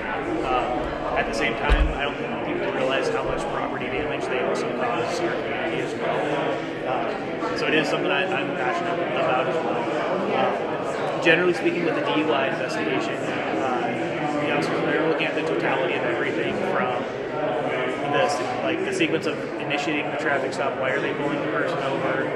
When they're making that initial contact with the driver, what are they observing? And then they go through the standardized field sobriety tests, which are broken down into 3 tests. The first one is called horizontal gaze nystagmus, and that's where they're checking the subject's eyes. Basically what they're looking for is the involuntary jerking of the eyes. From there, they move on to doing what's called the walk and turn test. That's the test where you see somebody walk down a straight line. The officers are looking for 8 clues of impairment during that point. And then they move on to the one-leg stand test, which they're looking for 4 clues of impairment during that test. Following that, based off the totality, like it might be something where they get done with the SFSTs and the person's not showing signs of impairment, and so that DUI investigation stops at that point, and the person goes back to their car, they get issued their citations or warnings for whatever that reason for the stop was, or it's something where the officer is seeing signs of impairment, they investigate further, and they'll ask for a preliminary breath test. With that, they read what's called the PASC advisory, which stands for preliminary alcohol screening test advisory. That's where they get this involved. This is a PBT, a portable breath test. That's kind of used for the officer to confirm or deny whether it's alcohol causing the impairment at that point. If it is alcohol, the state's per se limit is 0.08. From there's sometimes where somebody could either blow zeros or maybe that number's under 0.08, but based off the totality of the observations, they might be, might start to suspect that that person's also under the influence of a drug. We also have we have a lot of impaired drivers that are not just under the influence of one specific drug, or they might be under alcohol or another. With that, we have this is called the Cetoxa. It's an oral fluids test. So after throwing an alcohol screening test advisor, wait for. If you guys can't hear me, let me know if I need to speak up. I don't want to yell at you though. But after the PBT test, if that investigation continues at that point, where the subject's going to be placed under arrest for DUI, it's called the implied consent form, which, so the past advisory is on this page here. It's about 2 paragraphs of information. The implied consent form is a little bit longer. It's about a full page that they read. Within that, they're asking for the subject to either provide a breath test, which would be on an toxilizer, which those are located at the detention center, an oral fluids test, which is, we have one right here, or a blood test.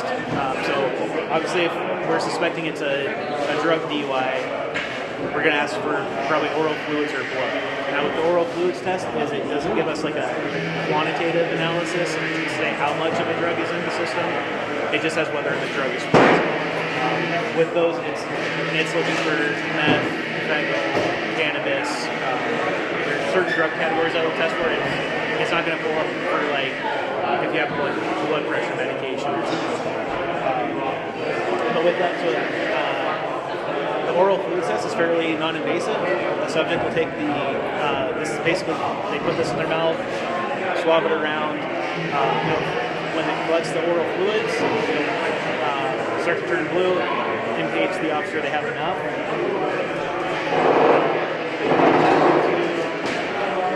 Test cartridge, they plug it in, it'll give the results, and then they hook it up to the printer to print off those results. So in the state of Montana, the per se limit for cannabis is 5 nanograms. So in that situation, if it came up as cannabis on the oral fluids test, the officer probably at that point still ask for a blood test, so that they have that quantitative analysis portion of the investigation. Sorry we're coming around. If you guys have any questions, I'll be around and you can stop and ask, okay? Well, thank you all. I think next week you guys are doing... We're back in City Council chambers. Off the top of my head, I don't know the topic. That's okay. City Council chambers for next week. Have a wonderful and safe evening. Thank you all again. Thank you for everyone from the Police and Fire, and have a good night.